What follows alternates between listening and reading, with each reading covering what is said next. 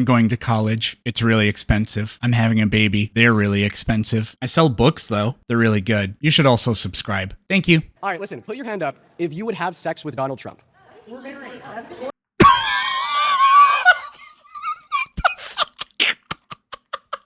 He's 80 years old. What is going on? Oh my God.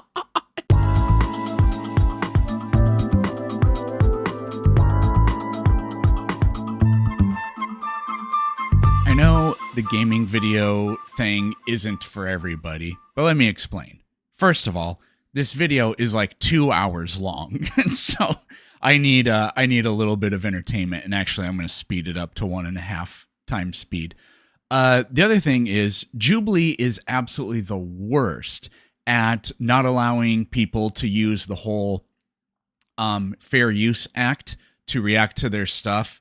They copy strike and demonetize channels that react to their stuff worse than any other channel I've taken a look at. So this is my attempt to try to throw off their scent. I have the game up on the screen and I have the video mirrored. We'll see if it works. So with that in mind, well, here we go. My first surrounded claim is men aren't better at leading than women. If you would like to debate this claim, please get to the chair in 3, 2, 1. So I'm curious as to like what this is supposed to mean. Are we saying, like, is this in the interest of equality? Men and women are can be equally good in leadership roles? Or is it going to be the whole, no, actually, women are better. Fuck men. Men are horrible, which is, you know, kind of in vogue. Let's see. Good to see you again. Welcome back, Lori. How you doing? I'm doing good. How are you? I'm doing phenomenal. So the first claim is that men are not better at leading than women. And I'm honestly appalled that you as a woman would disagree. But I mean, if you want to start it off by telling us why you do. I'm appalled that you would disagree with me. See, I don't like Dean for a lot of reasons, and this is part of the whole woke scold army pearl clutching thing like that is just, it's so obnoxious. Do you think men are better at leading than women? The mic is all yours. Well, how I would like to start this off is I'd like you to define what a woman is. Well, sure. I think Took 0 seconds for the debate to turn into that. the definition of what a woman is ultimately irrelevant to this debate, and I'm willing No, to it's assume not. I'm willing to pre-assume your definition of what a woman is, i.e. an adult human female. See, if I were to give you my definition of what a woman is, an adult human individual that pertains to the social and cultural. And one of the other reasons I don't like Dean is because of how much of a robot he sounds like all the time. And we're going to slow this down a tiny bit. We're going to go 1.35. Okay. characteristics typical that of a female sex indexed to their gender identity, well, then all of a sudden we're going to be speaking past one another because we define the word woman differently. Exactly. So I'm more than for you happy to bring this pre-assume your prompt in the definition. first place is kind of silly because you don't know what a woman is. Well, I just told you what my definition of the word woman is. You just know, simply I think it overlooked would also depend on what leadership role that person would take. For instance, if you wanted Kamala Harris, who you voted for, to be the president of the United States, we have a problem with that, and I'll tell you why. It's not necessarily the woman, but it is necessarily foreign countries. For instance, the Middle East. If I go to a Middle East country as a woman, I can't show my hair at risk of being stoned. Why are we talking about? So she thinks that she's completely off the subject. So what she just said is actually an extremely good argument for why men shouldn't be in charge or leaders, because in those Islamic countries where women are treated like shit, it's men that rule those countries and set all those laws, and it's men going back literally hundreds of years that wrote all the hadiths that add all this extra stuff to Islam, that have women subjugated and treated like the worst versions of what we're afraid could happen with Christian nationalism in this country. And so, but she's making the argument, well, we can't have Kamala Harris as president because when she tries to negotiate with these Islamic countries, they won't respect her. But that's not the argument. That's not the topic or the prompt or whatever. About Middle Eastern countries when the prompt is men are not better because you're at leading than asking women. about leading. You voted for Kamala Harris. I think she would have been a horrible leader. Foreign countries don't always see women as respectful as they see a man. That doesn't make her a bad leader. That makes those other countries just worse countries. They're not egalitarian. They're not progressive, et cetera, et cetera. And then to just capitulate to that, and just say, well, we have to play by the rules of the countries that people like this would claim are inferior morally, culturally to us. I just Why are we doing this? A woman leading this country, for instance, when you go to doing foreign policy and all of those things, they would not have the respect that a man would. I can also say as a woman, depending on your age, if I've got PMS, honey, I'm going to make different decisions than I would as if I didn't. If I'm going through menopause, I might have hot flashes or whatever else. I believe as a Christian woman, men are supposed to lead. We're supposed to help. And I'm totally comfortable with that. Okay, well, thank you, Lori. So the first thing that I'd point out here is that your position that maybe foreign countries wouldn't respect a female president as much as a male president, I don't think is represented through the fact that on the global stage, Harris had a significantly higher approval rating than Trump during the election. And there's a reason for that. Because she would have been pushover. They would have walked right over her. And that's exactly why she had significantly... I mean, it's completely hypothetical, but it's technically a fair rebuttal to her point. better policy, better character, No, would have been a not better at all. president for America. Not at all. But ultimately, once again, Ultimate Lori, failure. the topic of debate is not, was Harris a better option for the president than Trump? Because even if we want to look at women and men on this macroscopic level of evaluating one woman compared to one man, even if it was true, Harris was a clown and Trump was awesome, that still wouldn't mean that generally speaking, men are better at leading than women. The last point that you made there was about PMS, Right, completely fair. and I think that you're indicating that women are more emotional than men on average. They are, 100%. Okay. Then tell me why men commit 92% of violent crimes. Tell me why they're more likely to self-harm, commit Testosterone. suicide. So you think that testosterone is what makes men more emotional? Absolutely. Okay. This has been a popular thing on leftist TikTok live streams and stuff that I've seen. So there's the whole we have the social sciences and there's the normie liberal leaning academic crowd that just says things look, we're just gonna live in reality and say things we know are true, that there are differences between men and women. It's not that men are inherently better at being leaders or being CEOs or whatever. It's that there are differences between men and women. And so men are just more likely to go into STEM, not because women are oppressed. That's part of it. But even if you equalized everything, it would still look like that because men are just more inclined to that type of thing. And one of the other claims that's been around forever is that women are more emotional than men. But now the thing to say now is not that, no. We're not trying to push for equality. It's not that, no, men and women are the same. It's just these people that will scream at you. No, men are absolutely more emotional than women. And so they get that based off of, men are more likely to commit violent crime and things like that. But who's more likely to commit a quote unquote crime of passion or, things like that? Obviously men, men that commit these heinous acts of murder, suicides and things like that. Is that a crime of passion? Yeah, sure. You could call it that. I'm not taking a stance one way or the other. It's just interesting and annoying how it's been turned to, instead of even just trying to make things equal or say that things are equal, instead it's just turned into, no, we're going to say that one group is inherently worse. Testosterone is what makes men more emotional. Absolutely. Okay, well then you just conceded the debate. No, I didn't concede. You just said that absolutely men are more...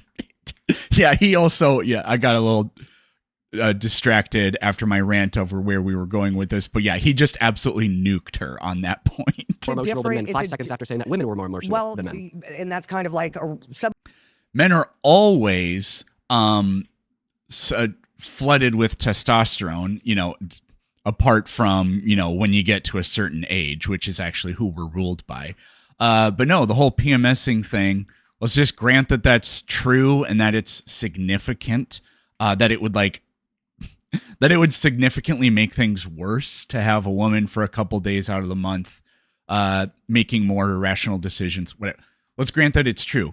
Men are always subjected to these additional testosterone levels, and so it's always going to affect their judgment. somewhat of a red herring, because what I'm trying to say to you, women are more emotional. They just are, in more of a, I can change my mind depending on my mood. Now, you're bringing in anger, you're bringing in violence, you're bringing in... Is anger an emotion? It is, but to a different extent. And honestly, if you've got a man that's violent, out of character alone, I don't want him leading the country. Yeah, that's why you've for... All right. Oh, yeah. You want to get into that? I know that's another problem, but I'm happy to get into that. I guess we he could was get into never that on the accused. Never accused of...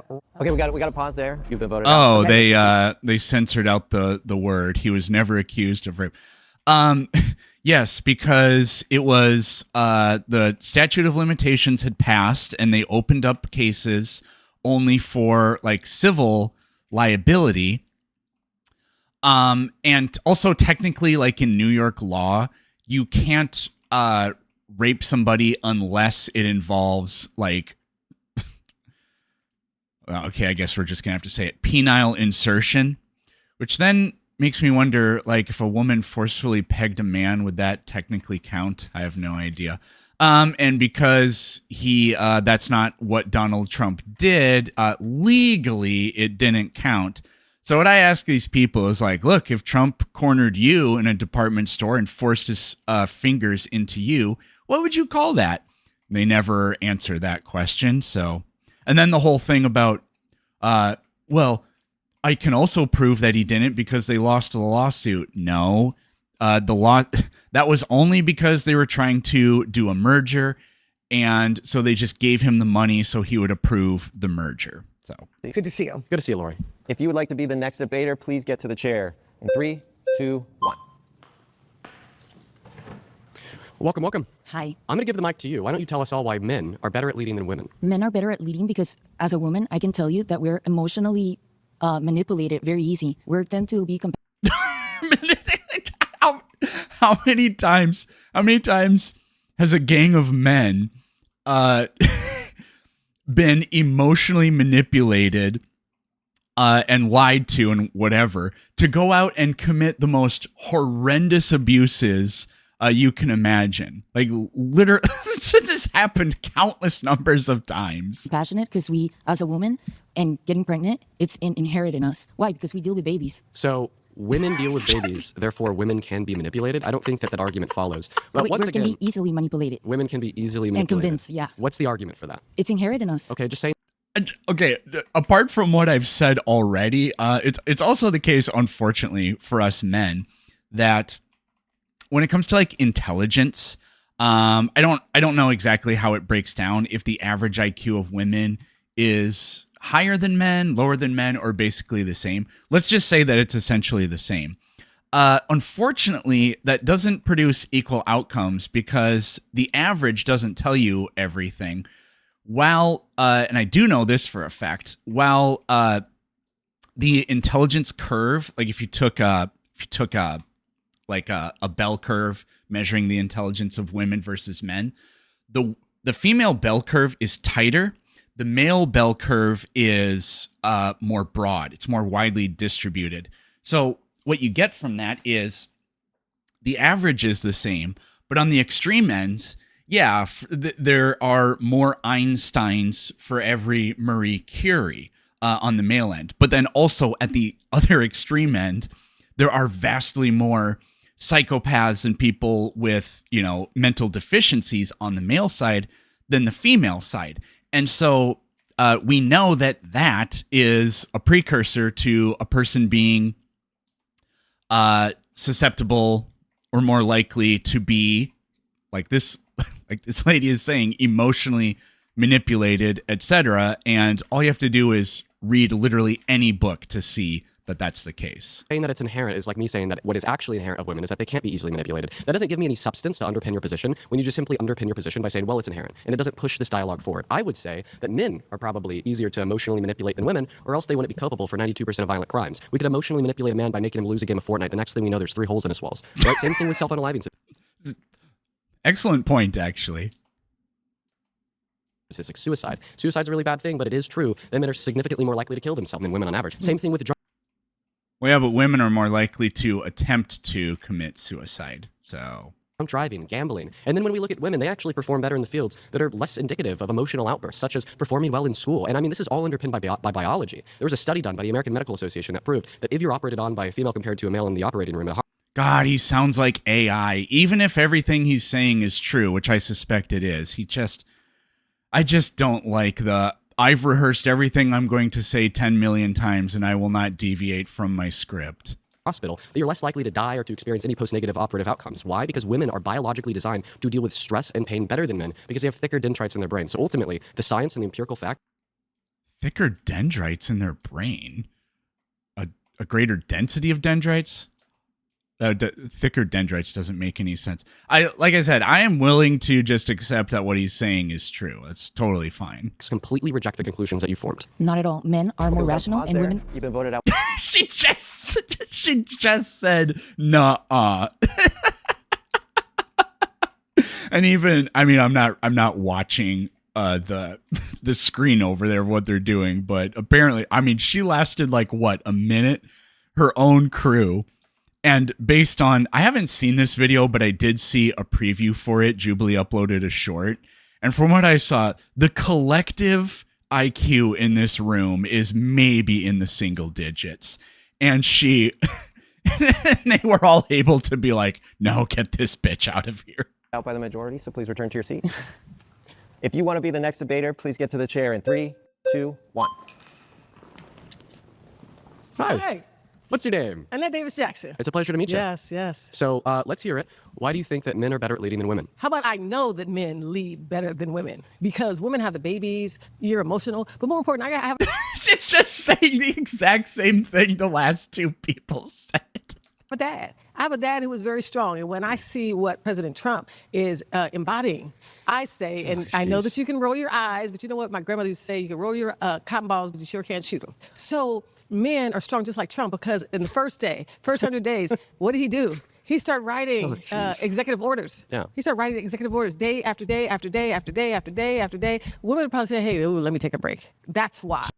What kind of argument is this? Jesus Christ. Okay. Well, listen, clearly I disagree with you about Trump. But that's actually not relevant to my counter argument. I'll tell you why. Because even if Trump was a good leader, that doesn't mean that therefore men are better at leading than women on average. Like, for instance, in the same way. Yeah, they're pretending. I mean, the premise of this is 20 MAGA women versus Dean Withers or whatever. But they're making the entire thing about Trump versus Kamala, and that's not his prompt. That you could give an anecdote of a man that you think is good at leading to justify the claim that men are better at leading than women. Well, I could just give an anecdote of the opposite. Hitler was a man, he was a terrible leader, therefore men are worse at leading than women. All right, but clearly that's not how it works because we cannot attempt to allow an anecdote of what we think about one individual man to then exist as a portrait for a generalization about all men. Why did you have to say Hitler? Because he's obviously a bad leader that's a man? Yeah, You and agree? the president of the United States, which is a commander-in-chief, Donald J. Trump, is a great leader. Okay. And he's a great leader because he won a landslide. Okay, yeah. And That wouldn't prove anything. People that are you could argue that Joe Biden won in a landslide, and actually Trump didn't really win in a landslide. After all the data came out, it's just the swing states that decides it, and it was like in the single digit percentages. Actually, for all those swing states between he and Kamala Harris, he got way more electoral college votes. But, right-wing people don't understand that land don't vote. And you get all the electoral college votes if you win even by one person. So technically, Trump could have, there were 7 swing states? Trump could have technically only gotten 7 more votes than Kamala Harris and won the election. So if he could run again, he would run a landslide again. Yeah. Well, guess what? He's not. He's a terrible president. His policy sucks. How about this? What's your favorite Trump policy? I mean, a bill passed through Congress, then signed into law. I'm a former college coach, and not having men in women's sports. I'm sorry, what bill was that? Oh, no. Well, I'm sorry, what bill was that? I asked you a very specific We question. got to stop there. You've been voted out by the majority. What? They voted her out already. She wasn't doing well, but she was, I don't know, she was playing all the greatest hits. I'm surprised that they voted her out. Please return to your seat. Okay.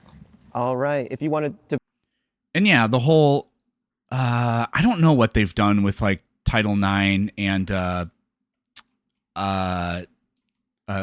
trans people in college sports. I don't know if that was an executive order or what exactly. So that might not have even have been a point. Debate this claim, please get to the center in 3, 2, 1. Hi, Tracy. How are you? I think I remember you. Were you on my first Surrounded episode? Maybe. Well, I'm going to pass the mic to you. Tell us why you think men are better at leading than women. It's worth me reminding you and maybe everybody else in the room that so far a lot of the people who've come up and sat in that chair have really missed the mark. Like that last lady. She told me that men are better at leading than women because she likes Trump. Okay, let's hear in general why men are better at leading than women. Well, this is why I think you're going to be surprised. I actually agree with you. And why are you in the chair? And I respectfully disagree with some of them. Well, I'm just saying some of the points that they were bringing up about a woman being pregnant and because somebody can carry a baby, that they're not fit to lead. I mean, it's the same argument where we say men go to work and come home and the woman stays and handles the household and the children. So is that not a powerful position? And I also have to, I'm respectfully I mean, she's saying that the trad position is actually commendable and respectable and a position of power. I was like, I mean, okay. disagreeing here, and I want you to give me an example. If you can tell me hypothetically of a woman that you think would be a better leader than Trump right now. So just to clarify, you don't think men are better at leading than women? No, Dean, because Perfect. if I'm really happy. I'm really happy that you don't think that. I just told you, Why I agree with are you, they right? I want talking? you and everybody else in the room to obviously not think that men are better at leading than women. But unfortunately, the nature of this surrounded episode is where we have disagreeers in the hot seat. Yes, so I'm asking happy you. you're not, though. So if we're walking down a dark alley, let's say we're on Figueroa or something, I would be the person having to protect you. I mean, everybody's built differently. She did. What's this whole thing? Just an attempt for her to call him a soy boy or something? I feel like I would have to be protecting you. I'm taller. I'm sure I weigh more than you. I mean, you can take as many classes as you want. Wow. Yeah. But it's true, Dean. I'm not, listen. Men and women are. I'm not going to disrespect your ego the same way you're attempting to insult me, and that's fine. Well, no, See, I'll be it's the a bigger person. no. That's It's the difference it's a between the size left and the right. comparison. So it depends on where this conversation is going. If you're looking at body That's funny, type, I'm sorry, there are women that are larger Can than you guys men. vote her out because she doesn't think that Yeah, men are better at I leading want than to, women? Tracy, it does sound like you agree on this Yes. prompt. So we're going to have you return to your seat and bring in a disagreeer. And what was the All right, point if you of disagree with this claim and you want to be the next debater, please get to the chair in 3, 2, 1. Hi. Your name's Julia? Julia Kate. So I want to ask you, inherent in your statement that men are not better leaders than women, No. there's the sense that you believe men and women are different, correct? I think that there's obviously distinctions between men and women, or else we wouldn't have two different words to refer to two Okay, different groups. so what are some of the distinctions? Well, I mean, there's distinctions in the sense of cultural and social attitudes and behaviors. There's going to be that are, of course, innate to men and women because you I don't don't think that believe in innate prescriptive. distinctions? I don't think that prescriptive gender norms exist. Now, like from your perspective, I don't think that prescriptive gender norms exist. What? Isn't that the entire basis behind what Dean would claim what a woman is? A woman is somebody that identifies with the characteristics that society generally agrees is what a woman is. I'm not going to take the time to sit here and break it down, but upon hearing that, I'm like, what do you mean, Dean? Or isn't that just a complete contradiction of what you think? if that we were to define the genders on the basis of sex, of course, then there's going to be sexual dimorphism and there's going to be differences present within that. Of course, there's a plethora of differences. Listen, I'm not denying that there are differences between men and women. Because once Differences again, biologically if there differences. wasn't differences between men and women, well, then we wouldn't have two distinct groups. Okay, so we agree on that. But my claim is I don't think that any of the differences that exist between men and women would amount to being relevant to justify the claim that men are better at leading than women. Do you I'll think actually women are ask better you. at leading than men? No, I actually think that gender is completely irrelevant to the Interchangeable is prospects what you're saying. of if somebody is better at leading than the other person. I ultimately think that there's going to be no determinative ability, regardless if we're making the claim that men are better at leading than women or women are better at leading than men, to ever make that Okay, so prescriptive what claim. I'm hearing is that men and women are essentially interchangeable in your mind. Well, in my mind, once again, I just don't Just believe yes in or no. prescriptive gender norms. Okay, and I think gotcha. that ultimately one's gender is irrelevant can I to their ask you a leadership question? capabilities. I mean, it sounds like he's basically saying there's nothing about being a man or being a woman that inherently makes you better at being a leader, which is, I was curious as to what his take on all of that was, but I don't know. Okay. Fairly agreeable. I think it depends on, I think it can depend. Like I'd rather my kid probably have like a female elementary teacher, because I think women are they're just better at child rearing and those kinds of things. That doesn't mean that I think every woman should be a homemaker and just stay at home. That's just that men are better and worse at all kinds of things, and I think women are better and worse at all kinds of things. But that doesn't exclude anybody from having the right or being inherently just bad at any particular thing. Being better or worse does not mean bad. If one group is technically, statistically, worse at something, it's not the same thing as bad at something. If you can tell me what are the relevant differences between men and women Yes. that make men better at leading than women? Yes, we can go back to the hunter and gatherers when men were the ones going out to hunt and women were the ones staying with the children and gathering fruits and nuts. That's actually not universally true. Unfortunately, I can't remember any examples off the top of my head, but I've got done recently reading several anthropology books on the evolution of humans, Neanderthals, the evolution of language, and several other things. And yes, there are examples of traditional, well, not traditional, but like hunter-gatherer type societies where women do quite a lot of that work, if not most of it at times. It's not necessarily the norm, but Men are the people that go towards risk, that go towards provision, naturally. Why is it that in today's even like, let's go back to what the girl before was saying. Even if the men are the ones out there going to battle and killing buffalo or whatever, the women obviously have an extremely important and difficult leadership role. It's not like like taking care of families isn't leadership. Like, what are we talking about? even our influencer community, we have more women that are drawn towards beauty, makeup, things like family schooling, and men are more drawn towards traditionally masculine things. It's innate in every culture that you see this trend. We are hormonally different. Yeah, but what does that have to do with being a leader? Especially, in this context, if we're talking about being a leader, like if that involves politics, well, politics is, if we can make, like, being a political leader means you have constituents, means you're representing all of your society. And even if I take a kind of like traditional view or whatever about women being mostly like having the interpersonal skills and being involved with taking care of children and families and the home, that translates way better to being a political leader than the guy going out there stabbing buffalo, unless you just think that we should be a perpetual war culture or something, which a lot of these idiots probably would think something like that. That's been mentioned throughout this place. You as a man do not know what it's like to have a cycle, to have a period, to have your hormones go up and down. Yeah. That is insanely significant for a woman's ability to lead. And women will complain about being scared to walk on the streets at night, and yet they'll elect the same politicians that release the criminals on the street. Do you think that women should lose the right to vote? I think that I'm not talking about that today. You just gotta get a quick yes or no, then go I back to think the that topic. we need strong alpha males like Donald J. Trump, Spencer Pratt, and our Spencer Pratt. Oh, God. loved Charlie Kirk. And she's sitting there. She's wearing a cross necklace, and she's supporting.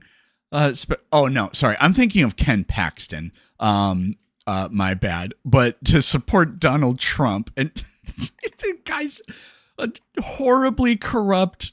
I don't know, whatever you think a man is supposed to be in terms of like virtue, going back thousands of years to virtue ethics or stoicism or whatever, or Christian values. He is just the absolute opposite of all of those things. Who Oh, will Jesus. have secure borders, who will not let criminals Did you on the just street. ironically say strong alpha males? Strong alpha males, yeah. Bro, get a grip. Stand up. You Listen. bro, get a grip. You're a man. Do you want to mansplain to me? Well, I mean, actually, you just said that men are better at leading than women, I so you do. should listen to every word that I comes out am of my mouth listening. per your perspective, right? Mhm. So if you think Uno reverse card. that men are the strong alpha males and women are the emotional followers, why I don't you think- follow my lead and listen to what I have to say? First off, because sir, you don't believe what that you is a say. straw man. I believe that male and female are created equal in the image of God. We each have the same dignity and the same value. We have the same brain, the same rationality, but we have different and distinct roles. Okay. Why? If you have the same brain and the same rationality, then any female can be a leader. Being a leader doesn't have anything to do with how many push-ups you can do or anything like that, according to what you just said. Is it that women can get pregnant? Only females can get pregnant. Well, of course, that would boil down to the physical biology. Physical biology. Because Isn't that of that the. innate that women are more geared towards child rearing and child raising than men are? So once again, the way that we started this conversation was by me agreeing that there are going to be different. Yeah, how does that have anything to do with whether or not you'd be a good leader? In fact, I would argue it's very strong evidence that you'd be a good leader for all the reasons I already laid out. differences between men and women. Exactly, You just simply so men Can I are better finish? leaders. I would love if I could finish. You can't say because there's differences between two things that thereby innately one of the two things is going to be better at leading than the other. Like, I think that's ridiculous. Listen, once again, my claim is that the differences that do exist between men and women ultimately don't amount to justifying the claim that men are better at leading than women. Let me respond because you made a lot of claims. on and on. I think it's been the opposite. Okay. To respond to your claims, Thank you you, said sir. that there's a difference in the hormonal balances of men and women that make women more emotional. Well, I mean, I already went over this with. It's not even just more emotional. It's that our bodies are not equipped to handle the same levels of cortisol as men. We They're need actually more more care. equipped. Look at Donald Trump. The They're man more literally equipped. lives off of Diet Coke and McDonald's. Okay. We could not do that. Okay, listen. Actually, women are more equipped than men to deal with stress. It is proven by That's the science. actually not true. No, I'll tell you. You could look this up. Anybody at home could look this up. Women have thicker dendrites in their brain, and study after study after study has concluded time and time and Okay, I'm going to read this fact check. Existing human studies show that Pregnancy and childbirth are associated with complex neuroplastic changes, but there's no robust evidence that childbirth causes a global increase in dendritic thickness or density that confers uniformly superior stress resilience in women compared with men. Stress reactivity and coping capacity vary widely within both sexes and are shaped by hormonal status, environment, mental health, history, and social context rather than a single structural brain change linked to childbirth. I mean, that fact check seems to be implying that women gain this biological feature that Dean is talking about at after giving birth or going through a pregnancy, because there are biological changes that happen to women because they give birth. But I never heard him make the claim in that way, so I don't know. Time again, that this gives women the ability to better manage their stress than men. And you actually brought this up. You brought up childbirth. The reason why women have thicker dendrites in their brain, giving them a greater navigation ability, giving them a greater ability to deal with their pain and stress, is because of childbirth. Okay, so they did the fact check before he made that claim. So yeah, they're saying there's no actual. Okay, yes, and that's exactly why women can deal with their stress better than men. So your claim that the opposite is true is wrong. And plus, once again, when we look in society, how men deal with stress compared to how women deal with stress, well, when a man gets mad, he commits a violent crime, he kills his wife, he kidnaps his children, he sets his house ablaze, and this is why men are significantly more likely to commit every single crime on the books, including crimes that do not have a necessity for any use of physical strength, such as arson, cyberbullying, Do you think or women are such good leaders? terroristic Why won't you threats. let me speak? Well, I'll happily let you speak in response to the things that I've said, as long as you're able to stay on I topic am and able to respond stay to on me on topic bone. because I'm a woman and I have a brain. Thank you very much. Okay, well, I guess women are better at leading than men. No, we're not. We're good. He's just dog walking her. Certain rules. We have our strengths and our values. We're good at raising children. We're very smart and adaptable. But men are the people that need to be out there fighting crime for us, protecting us, so that we feel safe and we can keep our children safe. Why do you think that just historically, more men are CEOs, more men are presidents, senators, whatever kind of leadership role you want to talk about? That is not because you kind of sort of have to be a psychopath to want to do those things. And there are very, very few CEOs and whatever else. So it's going to be selected out of an extremely small group. And like I said, the very tiny differences between men and women are extremely magnified at the extreme ends. And so, yeah, that's probably the majority of the explanation for why we see men and women overrepresented in different areas. It's not just the CEO thing. It's also the people that do construction. Almost all men, right? It's not a what do you want to call it? A prestige position, but it's just, a reality. And it's also why there are vastly more women that are early childhood educators and social workers, for example. of white supremacy, colonization, or some kind of legal limit. It's because men are drawn to those roles. Today, women have the same exact rights as men, and still, a lot of them choose to stay at home or feel that they can't stay at home because of societal pressures. Okay, well, I think that you said it there at the end. Societal pressures. Societal pressures are the reason why I think that we've seen more men in positions of power, more men in leadership fields, and more men calling the shot. But if you're the position that underpins your claim.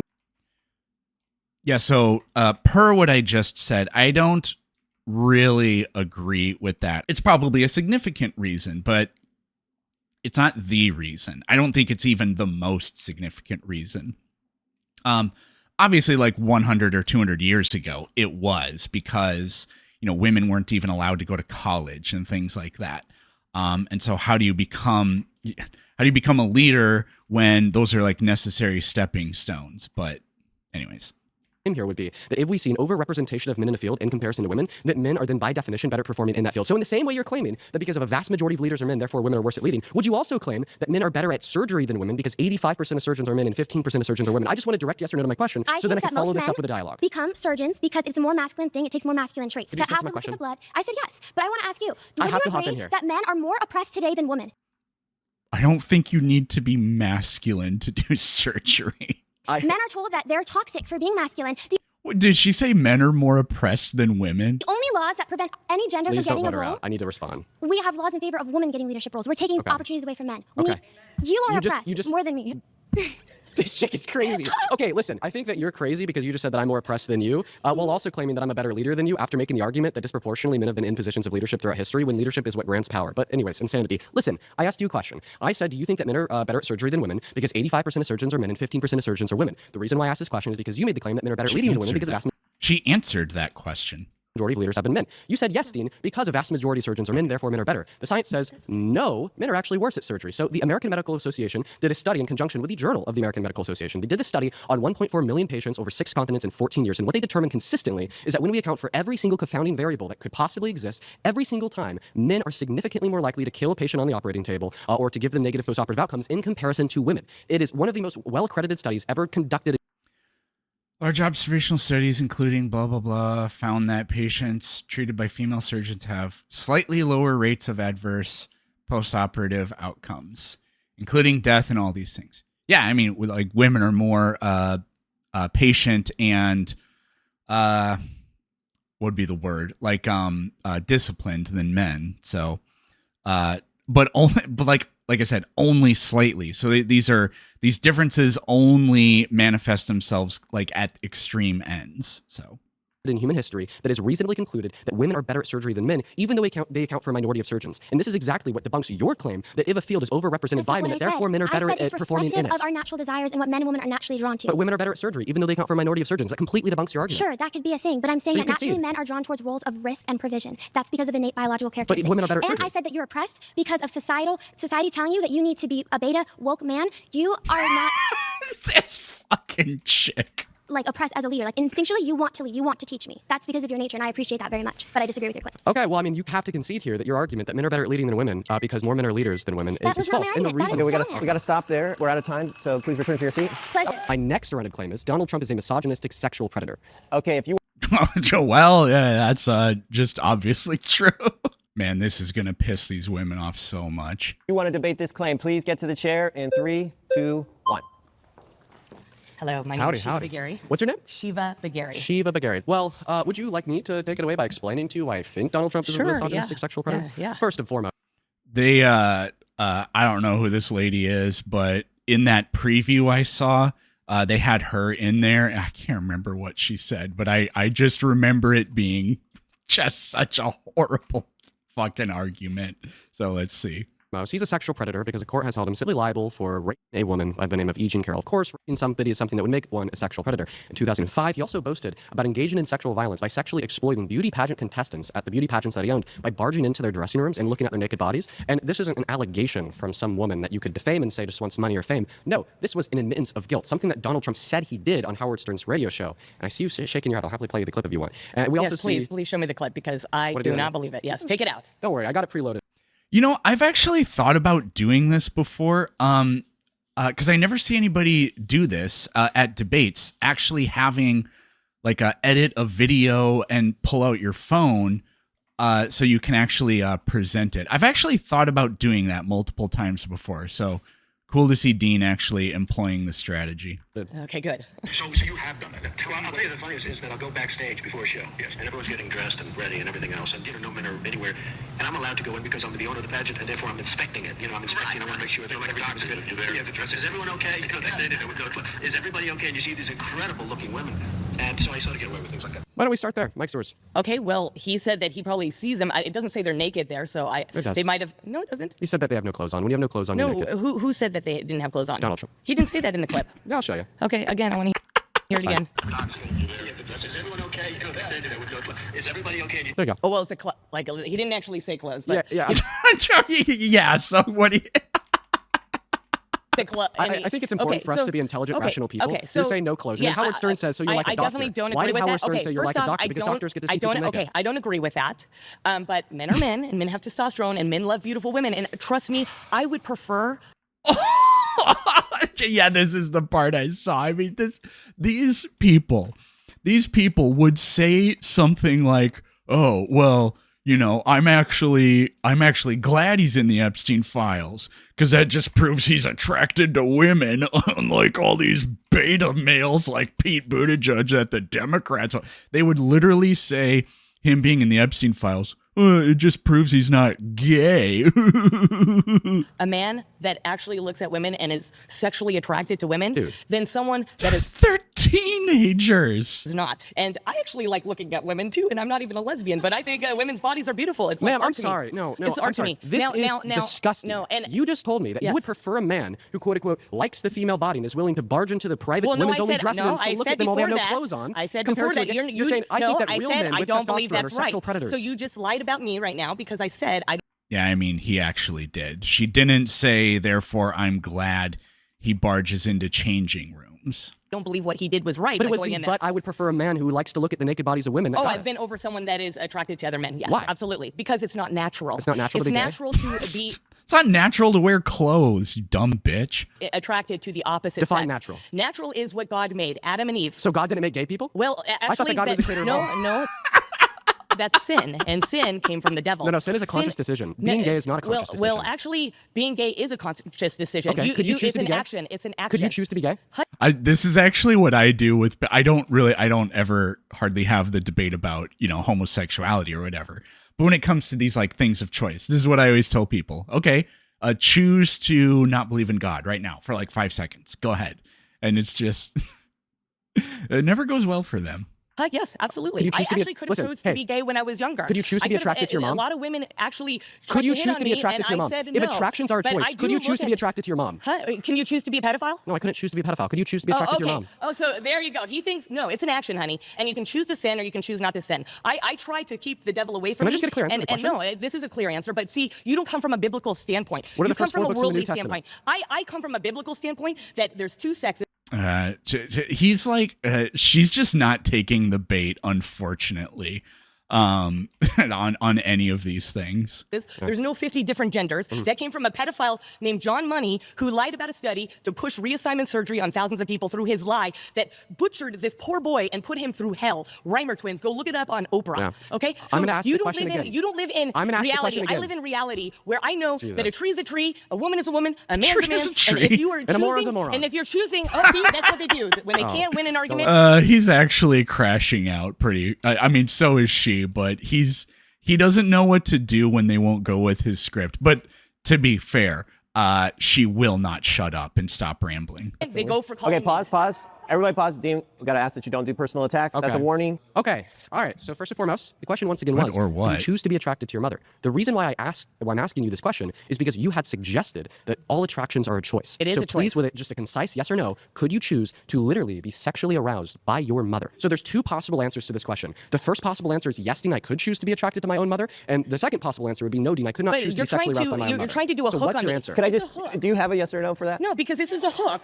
Because I will never be attracted to But my could you mother and choose? father because it's a choice. But Right. So she's doing the whole I can't participate in your hypothetical because I'm not. It's just it's the whole how would you feel if you didn't eat today? But I did eat today. It's just that. But I would never do that because I'm a Christian. So could you choose? That's it. I'm not going to get to say that on camera. That's weird. And I'm not going to be in the hook of this young man that's 21-year-old telling a 52-year-old to say something Is he only 21?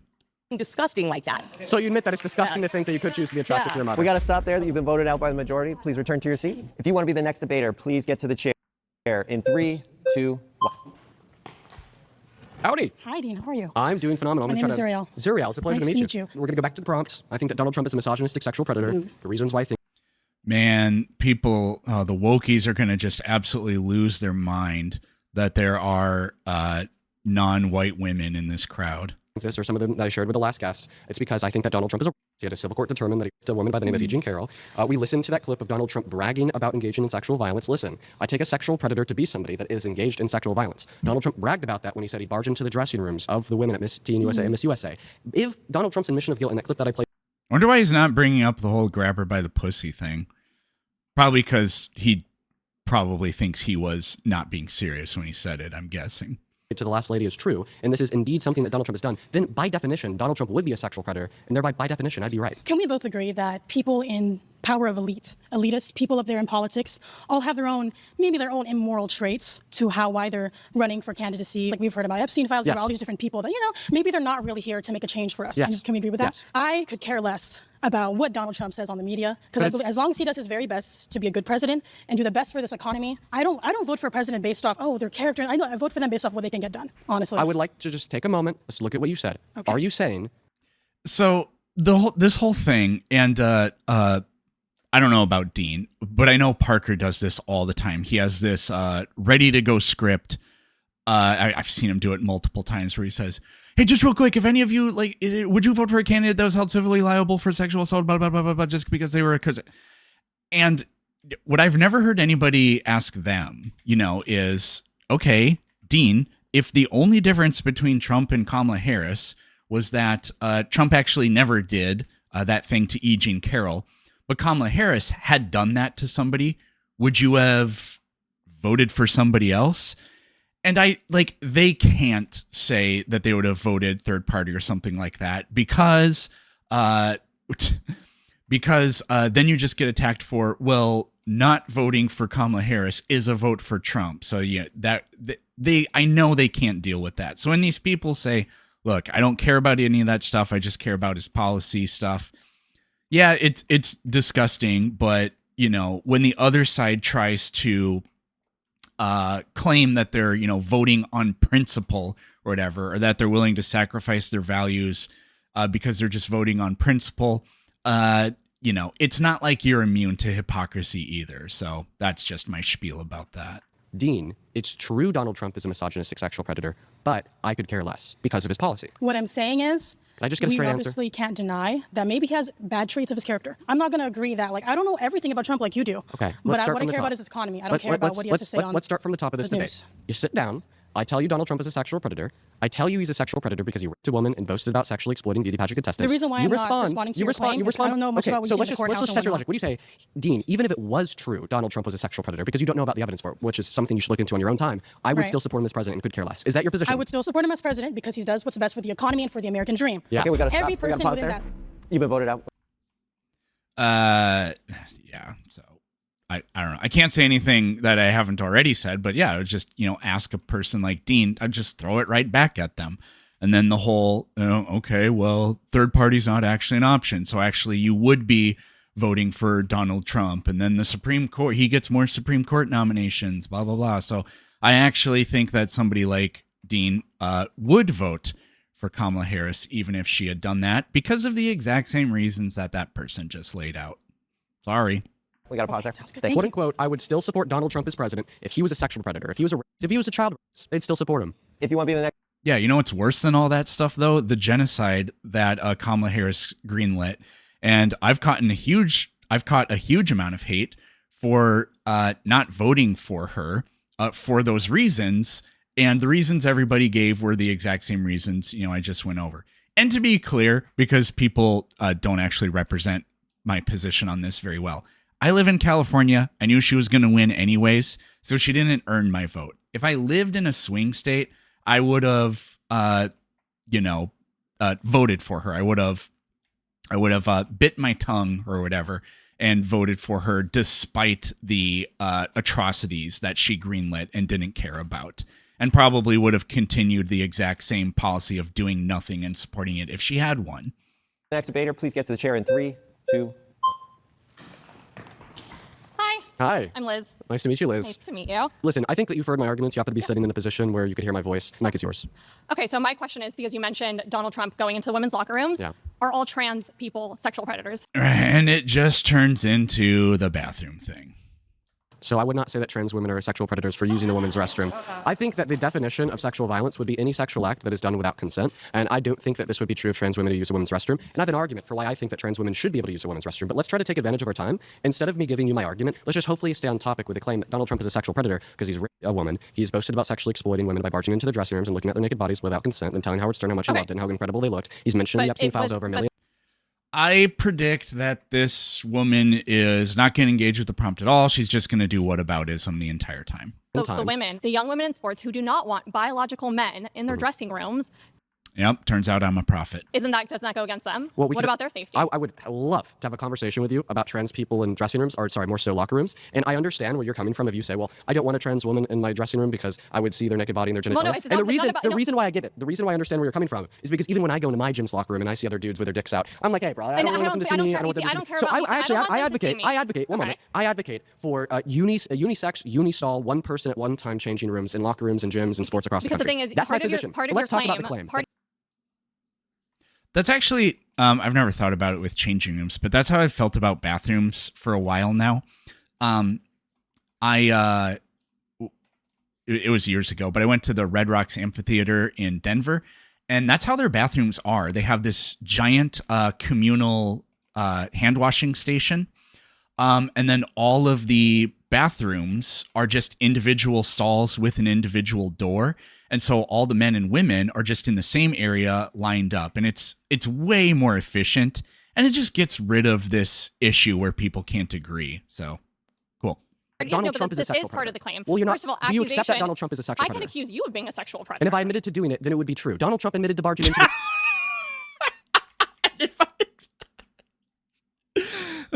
He's good.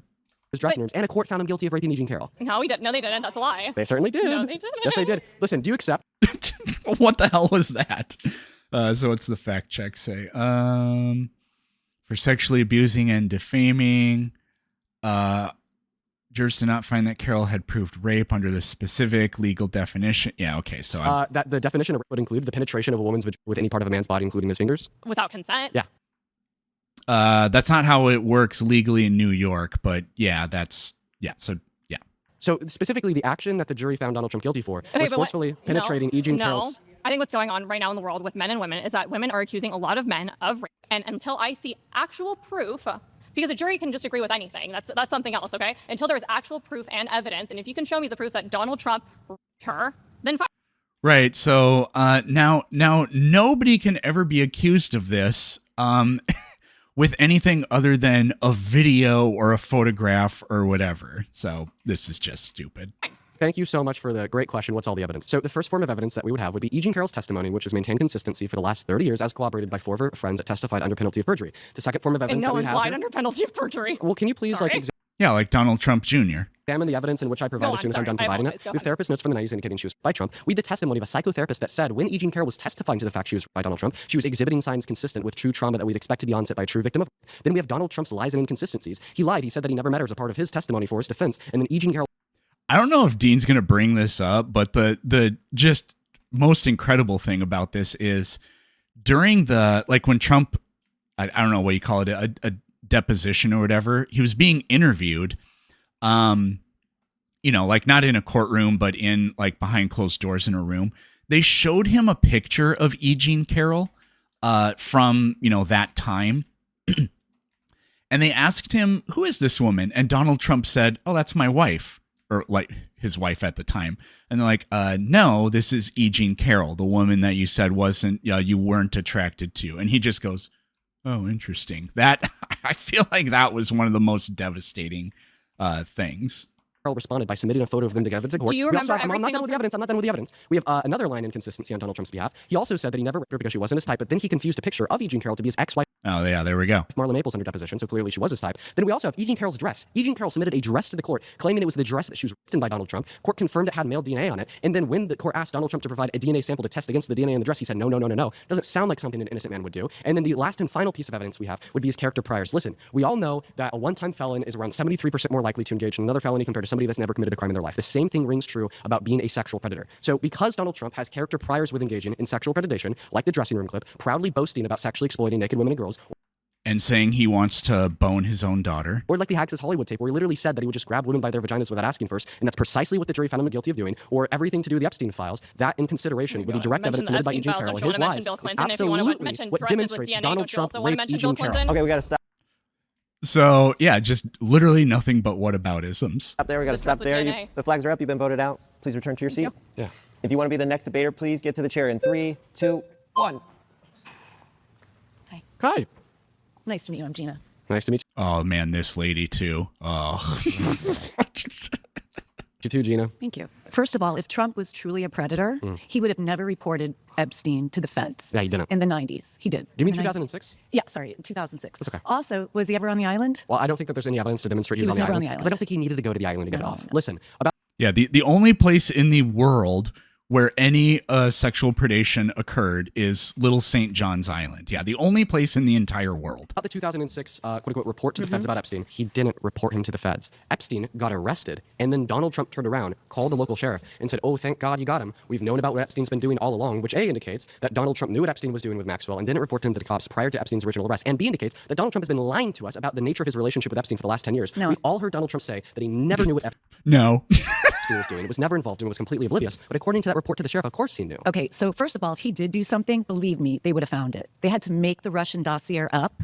They had to make things up to get That has nothing to do with the Epstein files. Trump. Trump doesn't have to be a sexual predator. Any woman would love to be with Trump.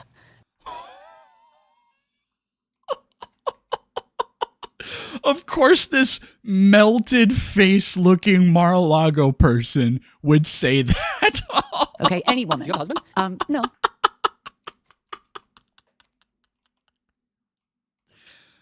What can you possibly, I'm not going to pull up a picture of Donald Trump, but we all know what he looks like. What could you possibly see in that to make you think I want to be with this, other than you can't see his money? That's just something you know of, but oh. Okay. Wait, let's actually test that. Could I have all the women with husbands or boyfriends in the room raise their hands?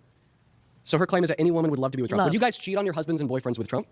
Well, we didn't say if they were married, not if we were married. I mean, Instead of anybody who's in a relationship, is there anybody who would want to be with Donald Trump? let's do it the other way He around. doesn't have to be a sexual predator. Who? Okay. All right, listen. Put your hand up if you would have sex with Donald Trump.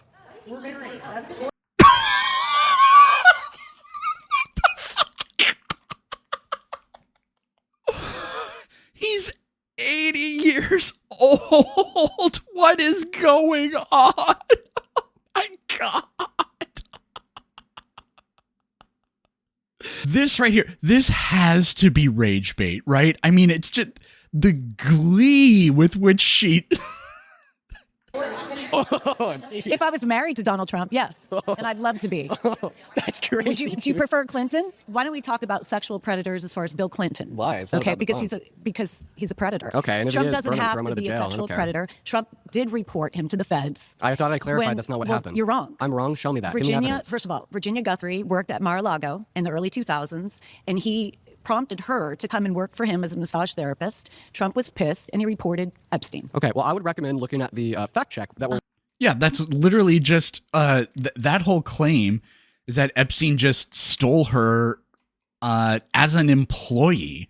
That has nothing to do with reporting to the FBI. likely be on the video screen that Yeah, so long story short, Dean's take on the position is correct. says, actually, he placed this phone call after Epstein was arrested to thank the cop and to tip them off about Ghislaine Maxwell, because that's what the fact check is going to say. What's the difference? Well, the difference is in one scenario, he's reporting the crime to the cop to then get Epstein arrested. In the secondary scenario, he's thanking the cop after Epstein's And arrest he and indicating added that he knew to about what he was the doing. indictments. I think that in many scenarios, what we'll see from quote-unquote co-conspirators of criminals is, well, once their friend gets arrested for the same crime that they committed, we'll turn around and be all lovey-dovey to the police to try to, indicate and promote the idea that's that they were involved. And the only reason why I bring this up isn't to say I know with certainty that this is exactly what Trump did, but is rather to give plausible doubt to your argument that because he did this, we know he's not a sexual predator, even though he admitted to it on Howard Stern's radio show, and even though court found him guilty of it. Court never found him guilty of. First of all, if he was guilty of, he'd be in chains right now. That's not how civil courts They work. had to make it is. Civil courts don't send people No, it's not.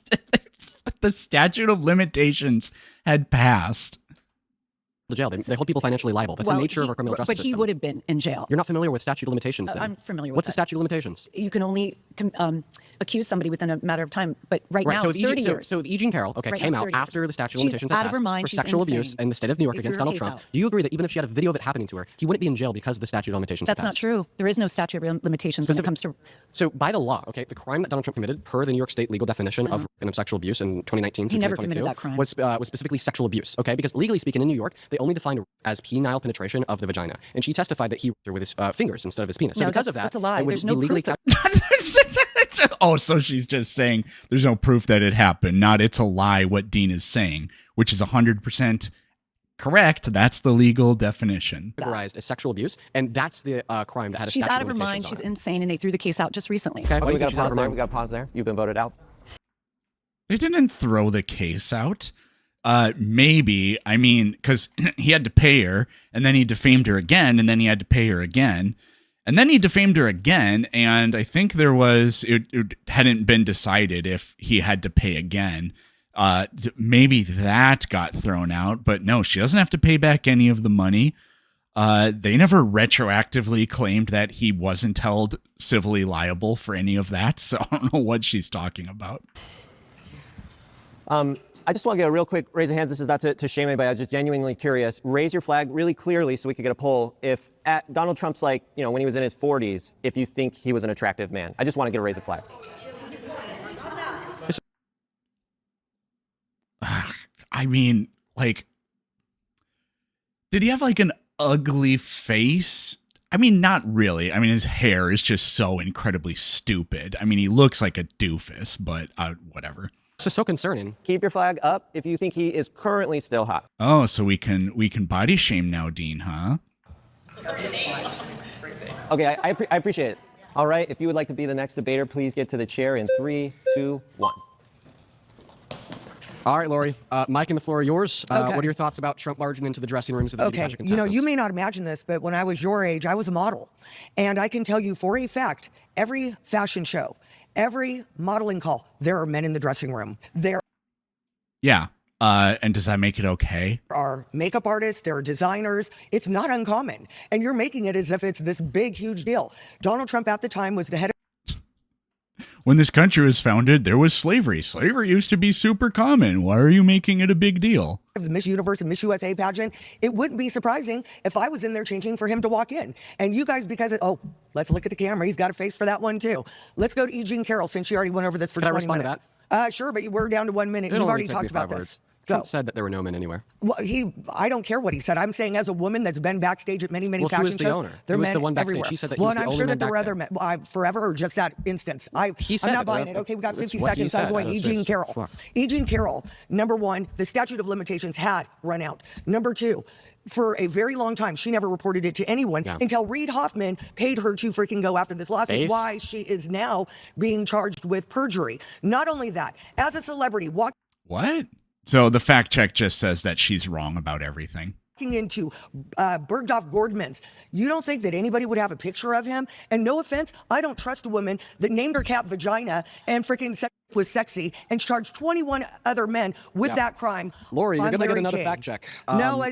Yep, the fact check says that she's wrong about that too. You go ahead and fact check. Larry King, yeah, she I will. said rape was sexy. Oh, you're wrong about Larry King too. Oh, no, I'm not. Your mind's a mess. Okay. Your mind's a mess. You know, Lori, there's something quite barbaric. I know you are, but what am I? About MAGA, about this alt-right movement that's hinged on this paraxis of propaganda and useless and futile lies. And then when anybody tries to check these lies, well, then all of a sudden the provocateurs of this movement get mad, start screaming, start yelling, start saying that they kicked our asses, and then they don't let us speak. Listen, you made a couple false claims. You claimed that E. Jean Carroll had said that rape is sexy on an Anderson Cooper interview. That's not what she said. If you watch the interview with Anderson Cooper, you will hear her say verbatim that what happened to her was not sexual, was not sexy, quote unquote, it just hurt. And then Anderson Cooper responded to E. Jean Carroll by saying, well, I think that most people think of rape as like this hurtful, violent thing. And then she responded by saying, well, actually, I think most people think of rape as sexy. And the reason why she said that is because we form our own versions of reality predicated on our own experiences. So when you have the experience of sexual violence, when you have the experience of sexual violence, when you go through the experience of sexual violence, I've been through sexual violence. Have you? Yes.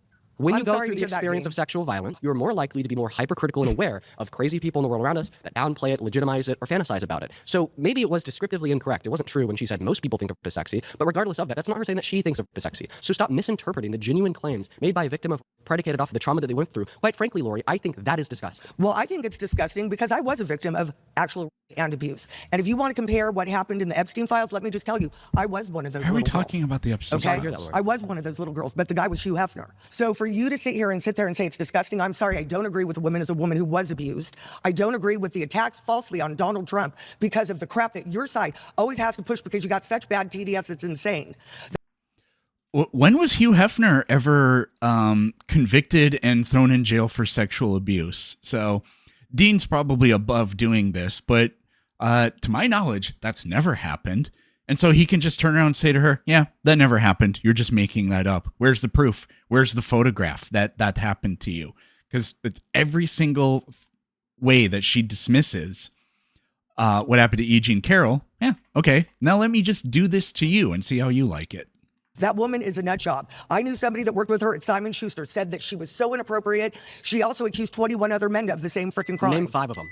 I don't know their names. Because they don't exist. We're out of time. We have to pause there. Great job, everybody. The next derided claim is abortion should be legal. The abortion debates were literally just about semantics, and it wasn't interesting. My next surrounded claim is Donald Trump is a terrible president. All right, if you want to debate this claim, get to the chair in Not really debatable. 3, 2, 1.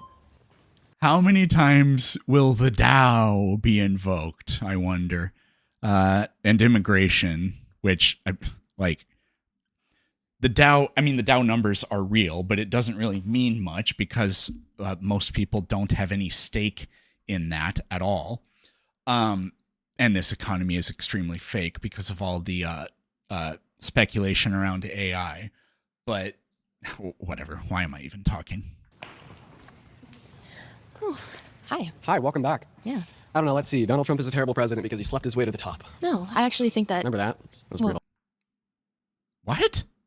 Hey, listen, floor's he didn't yours. do that. Why So do you support Trump? I think that he's obviously done a lot of things. I can't say he's a perfect person, but I do think he has done things to benefit us. What is one macroeconomic indicator that's better off today than it was a year and a half ago under Biden? Closing the borders. So that's not a macroeconomic indicator. Yeah, a it is. macroeconomic indicator would be something like GDP growth, unemployment, inflation, jobs reports. And by definition, a macroeconomic indicator is just simply a gauge that we could use to determine the health of the economy overall. So Yes, once again, speaking absolutely. about GDP growth, inflation, like wages, Well, so on and health so of forth. the economy, if I can dive into that. One indicator that's better off today than it was a year and a half ago under Biden. The amount of drug use and fentanyl in society has gone down Okay. miraculously because he has That's- closed the border and illegal drugs are no longer allowed to come in. You understand the question I'm asking you? Yeah, I do, and I'm answering it. So the amount of people that use drugs in society could, of course, influence macroeconomic variables. Like if everybody was drugged up all the time, nobody could go to work, right? So therefore, the macroeconomic indicator of like unemployment would be really high. Okay, so it's not directly the macroeconomic indicator, but rather it's an influence of the indicators. So directly, what is one macroeconomic indicator that's better off today than it was a year and a half ago? Keep it in mind that macroeconomic indicators are things like inflation, GDP growth, wage growth, real median wages, unemployment, job reports, so on and so forth. Same thing. I'm going to go with drug use. Stop, dude. Okay. Dude, I'm listen. girl. So what macroeconomic indicators did drug use influence? Are you saying that now we have like a can lower go level into of another thing about unemployment the because of border. that? By closing the border and not allowing illegal people in here, giving me and so many other people job opportunities that they weren't allowed to have before because companies were employing illegal immigrants, just like the weed farm in California that Newsom was directly supporting. They had children at the age of 9 years old illegally here working for them. Those people are no longer allowed here, giving job opportunities to others. That is benefiting the economy. Okay. Period. So is that why we added the lowest amount of jobs to the economy in 20 years, ignoring recessions last year under Trump? Is that why we had the highest level of they're unemployment opening since the opportunity. pandemic? Is it not So- opening opportunity? Yeah, it's not. The reason why mass it is deportation... actually. I mean, he's neither one of them is really doing particularly well here. I would say her point is actually valid, but does it amount to much? Probably not. But then Dean's completely right about the stagnation of like the job numbers are just absolutely horrible. But that's for different reasons other than what she is saying.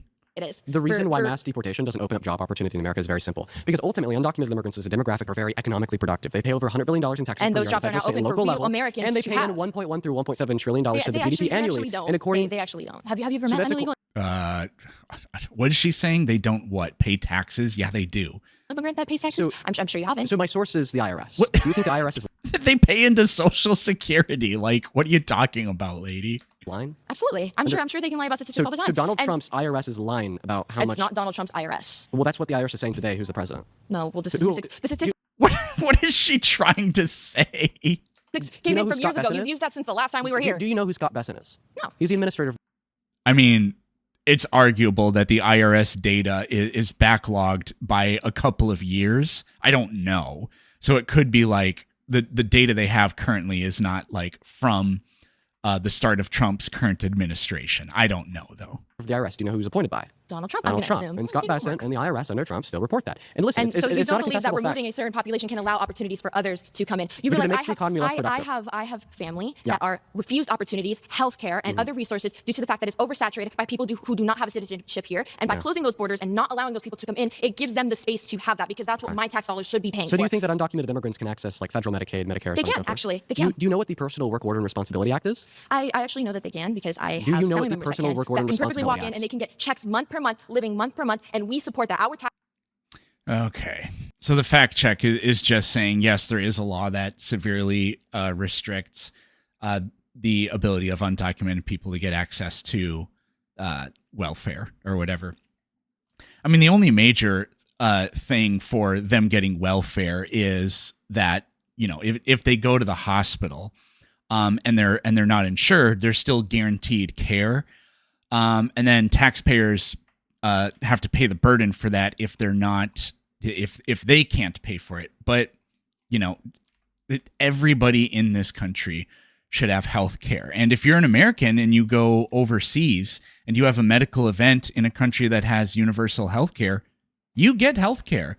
I don't think these people, some of these people probably would say, no, yeah, what they should do is they should put you on a plane and ship you back to the United States when you're in the middle of a health crisis if you're overseas, which is just obviously stupid and not very Christian.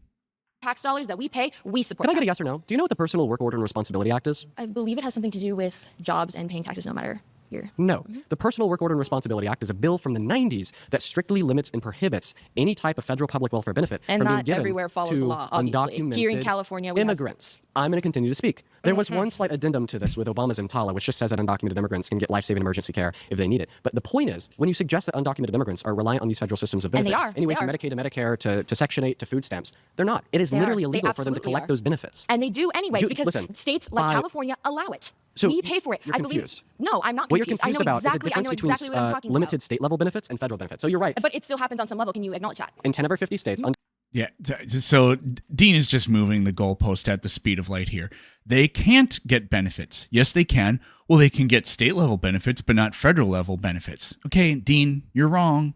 Just don't make this argument or make the argument and say from the onset where they can and then make the claim that it's insignificant. Instead, you sound like a jackass. undocumented immigrants have the limited ability to collect But social safety that nets. still is an ability, and my tax dollars in California are paying for it. Yes. Well, actually, can their we agree on tax that? dollars pay for it Absolutely. because they pay $100 billion per my year in tax taxes, dollars and they pay for subsidize it. you. And people like my brother with disability that Yeah. truly need those things are being cut. They're completely cut. different systems. They're being absolutely not. Yeah, they are. Nope. What's Medi-Cal? Medi-Cal. My brother gets Medi-Cal, and they also get No, Medi-Cal. it's specifically yes, a they system do. of benefit for undocumented immigrants. It No, longer my exists. brother Your literally brother's- just got something in the mail your that says brother's- for Medi-Cal. Your brother's on Medicaid. No, on he's the not. state He's level. on Medi-Cal. Listen, honey. the point that I'm trying to make here. I'm filing for a conservatorship for my brother. I would know exactly what he the gets. point that I'm And trying to he's make getting cut day by day because of the oversaturation and the overpopulation of people we don't even know exist, Okay, I'll and we wait are for you to paying finish. for them. Okay. So do we? I mean, the claim that Medi-Cal is being cut because we're spending too much money on giving some types of Medicaid benefits or whatever it is for undocumented people. I mean, I would need to see evidence of that. California is very ambitious with what it tries to pay for. And some of those programs don't work, but I don't know. I'd have to see the data on this. We not acknowledge that by closing the borders, like I'm going to go back to my point, just like you like to do with everybody else, I'm going to go back to my point that by cutting that population off and allowing more space for opportunity for Americans would benefit the economy. So you're saying that you pay for the benefits of undocumented immigrants when they're paying over $100 billion per year in taxes on the federal, state, and local level. Well, guess what? They're paying for their own benefits in the 10 limited states that give them. In fact, to do their jobs. I mean, this is just anti-intellectualist propaganda. That's what the IRS says. That's what the Cato Institute, who's ran by libertarians, which is right-leaning, says. That's disgusting for you to say. Okay, we I have to think it's pause there. We have to disgusting for pause you to there. be hating We'll on vote it other out. Hater. Man, he just hated her. And I think it was because she actually held her ground against him. I'm not saying she was the one that's correct in that exchange or anything like that, but he couldn't reduce her to like a babbling mess or anything like that. And I think it actually I think it kind of triggered him. All right, if you want to be the next debater, get to the chair in 3, 2, 1. Hi, nice to meet you. Marika Hi, Lumberman. ma'am. It's nice to meet you. Nice to meet you too. I want to talk to you about my point of view as a Mexican American Jewish. I'm not saying Mexican American Jew? What does being a Jew have to do with anything? Also, Mexican American Jewish person. What the hell? Trump is perfect, but I'm saying the reason I vote for him and I would vote again. First of all, I want to touch the point that she said about borders, but not about the people. I'm talking about the drugs and the traffic that is coming from my country. And it's from my government, because Mexico has a narco government. You know who's the only one who has the guts to go right now and deal with the president? Trump, because the other administration didn't do it. Claudia Sheinbaum is significantly cracking down on the cartels in Mexico without the United States. Donald Trump has begged them to let him go in there, like with the army, and try to take care of it. And they were saying, no, fuck you. We have national sovereignty. We're going to do it on our own. So, good for them. But I don't know. That's all I have to say about that, I guess. Yeah. Who went to bring Venezuela, Maduro, to the jail. Trump. And this is affecting United States. Yeah. I mean, I'm not saying everything he's doing is great. Yeah. And I'm Jewish, so I support Israel. Who is the only one who supports Israel? Trump. This has nothing to do with anything. Otherwise, I don't know how we're going to be right now. Oh, By yeah. God's help. Let's support a state that's committing genocide and ethnic don't talk cleansing of about it because Palestinians and Lebanons. And let's make sure to throw $1 billion a day at a war that's killed 13 of our servicemen and women for another state, per the testimony of Joe Kent. Listen, this is the first ally of the United States. Israel is the first ally of the United States. So we have the right to... The first ally of the United States? What kind of statement is that? France is obviously our first ally. Support Israel. And you know what? God said to Abraham, I will bless whoever bless you, and I will curse whoever curse you. Yeah. If you want to be blessed, and this country needs to be blessed, needs to bless Israel first. Yeah. Every single country who has been cursed Israel is, look how they are this right is now. religious psychosis. It's not religious. It's genuinely religious psychosis. Do you see how Chavez ended? Listen, He cursed Israel from his intestine. He said it. You are saying... And he's dead. Okay. Yeah, this lady is engaged in magical thinking. I don't know about religious psychosis. That may be a little bit too far, but she's obviously letting her proclivity to magical thinking decide what her beliefs are. If that's psychosis, then whatever. To bless the ethnic expansionist, genocidal, terroristic state, or else we're all going to be cursed and die. I want to respond to the first couple claims that you made. Yeah, that is actually completely insane. So yeah, maybe I do agree. Specifically on topic with Venezuela and the border. So who brings in 70 to 80% of the drugs into this country per the Homeland of Mexico, Colombia. Pretty sure it's China, but I don't know. Yeah, Venezuela. Who is bringing them? Yeah. Who is supporting them? Is Mexican country. And I'm sorry to say it. I love my country, but my government is okay. disgusting. I'll respond. Thank you for your response. So 70% of the drugs sold in America, brought into America, are brought in by citizens. Why do I bring this up? Because brought in by citizens. Oh, I was thinking maybe he was going with what's the source of it. And quite a lot of it actually comes from China, and then it's brought to Mexico and then brought in here. Whatever. When we say that, what's the fact check say? CBP says cartels primarily smuggle in vehicles driven by U.S. citizens, and 84% of people are sentenced for federal fentanyl trafficking were U.S. citizens. So I don't know. It seems like the fact check is basically agreeing. The cartels use citizens to do it, but I mean, that doesn't actually debunk anything. Like, just because the cartel uses citizens, probably through violent coercion or, coercion via money, I mean, the cartels are still the bad guys in this, Dean. Undocumented immigrants are the issue. They're the people that are just bringing all these drugs across the border, then they come here to like women and kidnap children and commit all these heinous violent crimes. Is nothing more than the demonization of a demographic. That's okay, I never said all the undocumented people are the one who bringing but that's what Trump to said. Become citizens. And that's why you shouldn't support Trump. I'm not telling you he's doing everything perfect. I never say that. I'm talking about the borders that we have more than 2,000 miles border with Mexico, and that's where they came the drugs, and that's where they came this trafficking. I don't listen. I actually pretty sure most of the drugs are brought over, not like directly through the border. I don't know. I could be wrong about that. Fact check me.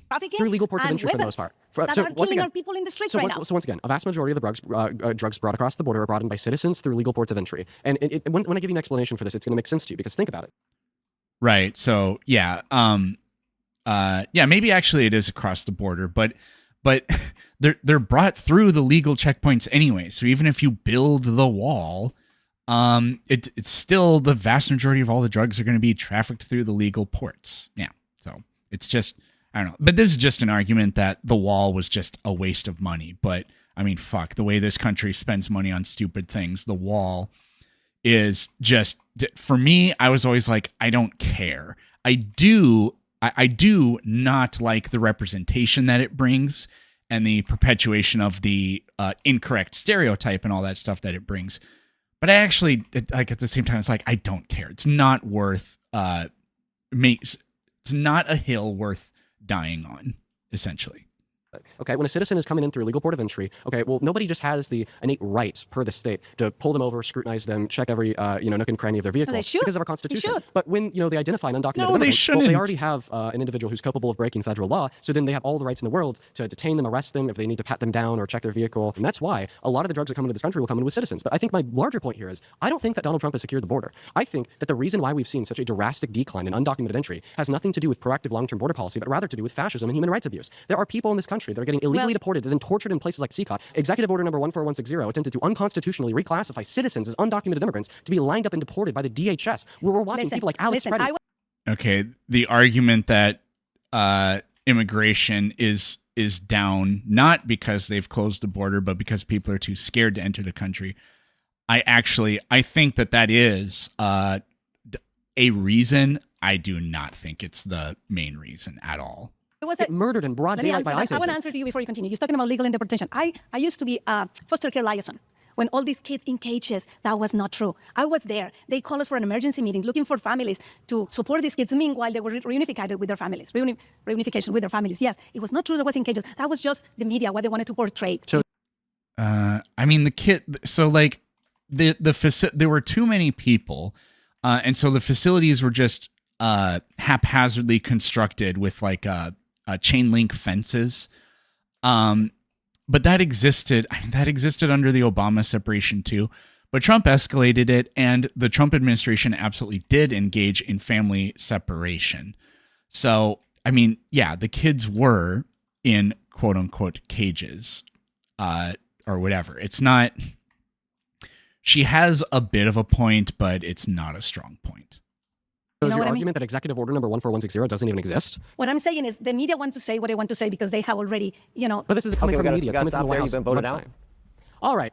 All right, if you want to be the next debater, please get to the chair in 3, 2, 1. Hi, welcome in. I think we should start this off a little I bit. didn't even sit down. I know, I'm talking to you while you're standing up. Hi, okay. I'll slow it down. What's your name? I'm Kaitia, but you can say Tia. It's a lot easier. Well, it's a pleasure to meet you, Tia. Thank Thank you you. for being here. Listen, I say we start this conversation off a little bit differently. Can I tell you why I think Trump is a terrible president? That's what I was going to ask you. I would love to know, actually. Perfect. Yeah, well, I break it down into 3 main categories. His domestic policy, his foreign policy, and his character. Okay? He is the worst president of my life, the worst president of your life, and the worst president of the lives of every single person sitting in this circle. Let's start. I think he's pretty unquestionably the worst president ever. The only people that can challenge him would be who was it? Buchanan, the just absolute failure, do nothing before Lincoln, and I don't know. Andrew Jackson was a real absolute piece of shit as well. So.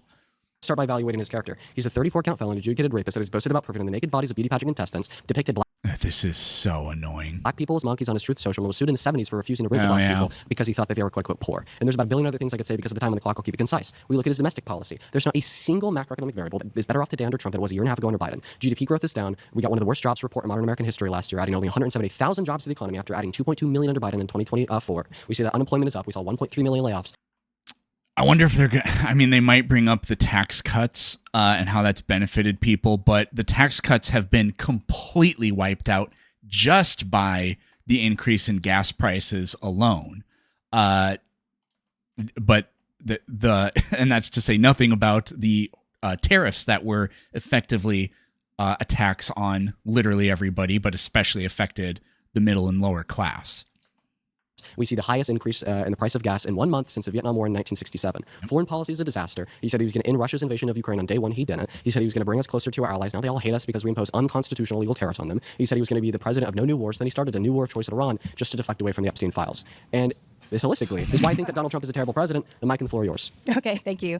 So I haven't been in politics that long as far as like interest. It was like 2016 really opened my eyes. I never thought Trump had a chance, honestly. But I do seem to remember in 2016, a lot of the dialogue around his win was he only won because America's racist, basically saying everyone who voted for him was racist. This is after 8 years of Obama, by the way, who got reelected. So based on that, and after 4 years of not being president and now he's back, why do you think that he won if he's one of the most terrible presidents in our lifetime? Okay, yeah, I'll give a direct answer to that question. I first want to ask a clarifying one.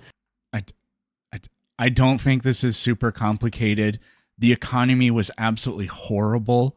And the vast majority of people voted for Trump because they just wanted a change politician.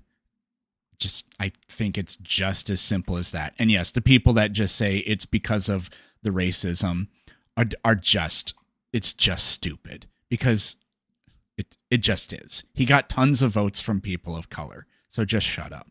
Do you think that Biden was a bad president? I don't want to talk about Biden because that's not why we're here. Right. Okay. Well, I'd expect your answer to that question to be no, of course. But Biden got the most votes out of any president in history. We can't say just because people were willing to vote for a candidate to be president, that therefore they were the best option. The reason why I think that Trump won the election had a lot to do with propaganda surrounding the negative economic impacts of the pandemic, okay? We saw 9% high levels of inflation, roaring gas prices, and I don't think that these things were caused by Biden. But Biden never was really too publicly outspoken about that, and I think that was a messaging problem with the Dems. The second reason why I think that Donald Trump won had to do with the fact that Kamala Harris only had a little bit over 100 days to run, which I also blame on Biden. He should have stepped down a lot sooner. But ultimately, I don't think Trump won because he's a good president, and that's undeniable. Has your life gotten better in the last year and a half? My life has gotten better, and how has Trump made it better? Tell me, specifically. I honestly do feel safer with him president. I mean, we can beat a dead horse with a closed border. That means a lot to me. Like, I'm a mom, I have kids. It's important to me that, and I live in LA, which is like crazy, right? Do you live out here or no? No, I don't. But you would be safer to leave your children with the average undocumented immigrant compared to the average citizen. They're 2.5 times I would less actually likely be to commit violent safer crimes with compared my to the average US kids in citizen. my home with me. That's why I agree. homeschool, and that's why I'm a mom, and my children come first. So for me, being able to do that is a blessing. There's a lot of sacrifices that come with that, especially in this economy. I would be lying if I didn't say, like, it's difficult with the gas prices. It's difficult with the groceries and the tariffs. There's a lot of things. Yeah, similar with Biden. There was a lot. Inflation has not increased in the same amount as it did under Biden. What did Biden do to cause it? The money to Ukraine and the open border. Oh, brother. You can look and you can Jesus. research about how much it cost us to send the amount of money that we did to Ukraine and How much money did we send to Ukraine? what it over did 4 years? to affect our economy, and also with the undocumented immigrants. How much money did we they send are to getting Ukraine? Sending, what's the argument here that people had their checks stolen for Ukraine? Nobody noticed a difference in what they had to pay into taxes because of the war in Ukraine. They just printed that money and sent it there. And, well, they're not sending money. They're sending, like, that's how it's discussed, but they're sending essentially like military products that cost a certain amount of money. So it's a dollar figure amount in aid, but the aid doesn't materialize itself in actual money, except for some like really weird examples where we were paying like bakeries to stay open during the war, even though they couldn't get customers. But the other thing that people try to argue is government spending leads to inflation. But this money is being sent overseas, so it doesn't increase prices here in America. Just absolutely idiotic take. Cal, they were getting money for food and free housing. How much That does money did affect we the send to economy. Ukraine in 4 years under Biden? You tell me. Yeah, but even if we paid for Ukraine's housing, that wouldn't cause inflation here in America. $220 billion approximately. Okay. Now, here's the thing. If you're going to blame Biden's 9% high level of inflation on $220 billion spent over the course of 4 years, then why don't we see like 50% levels of inflation, considering the fact that in the last year and a half, Donald Trump has passed the Big Beautiful Bill, which according to most estimates, is clocked in to cost us around $3.4 trillion over the course of 10 years. Or the simple fact that he's spending $1 billion a day on a war in Iran. He's going to spend just as much money on this war in Iran as Biden did in 4 years on Ukraine in less than a year. I think And on that's top of that, something the we have to cherry wait is and see. Donald And Trump has continued the funding and to I think Ukraine. the important Blaming a thing 9% high level of inflation on $220 billion worth of expenditure is nuts, especially when we consider that the Biden-Harris administration spent half of what the Trump administration spent in their first term. I get what you're saying, and I think both of us, at the end of the day, we want what's best for America. I think we have different plans or strategies to get there. But the main thing I did want to come up here and say, I don't think you really answered it, was if Trump was the worst president in our lifetime, how did he win twice, if not 3 times, depending on who you talk to? Exactly. He did answer that question. So if he was that terrible, either we're and I mean, you can say, are we dumb as a box of rocks? Like, are we the stupidest people? I've been told I'm internalized racism, Do you want me to be internalized honest? misogyny. I would love for you to be honest. I don't think that anybody in the circle is particularly intelligent. Okay, and I understand that that's how people see us. Yeah, we're gonna stop there. You've been voted out. Thank Okay. you. Return to your seat. Well, thank you for your time. I mean, the people he has talked to, sure, but he hasn't talked to everybody. And she seemed uninformed, not unintelligent.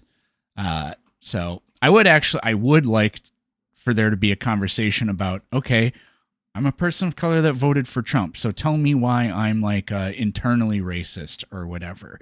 Because people voted for Trump for, the economic reasons for the most part. So I don't know, whatever.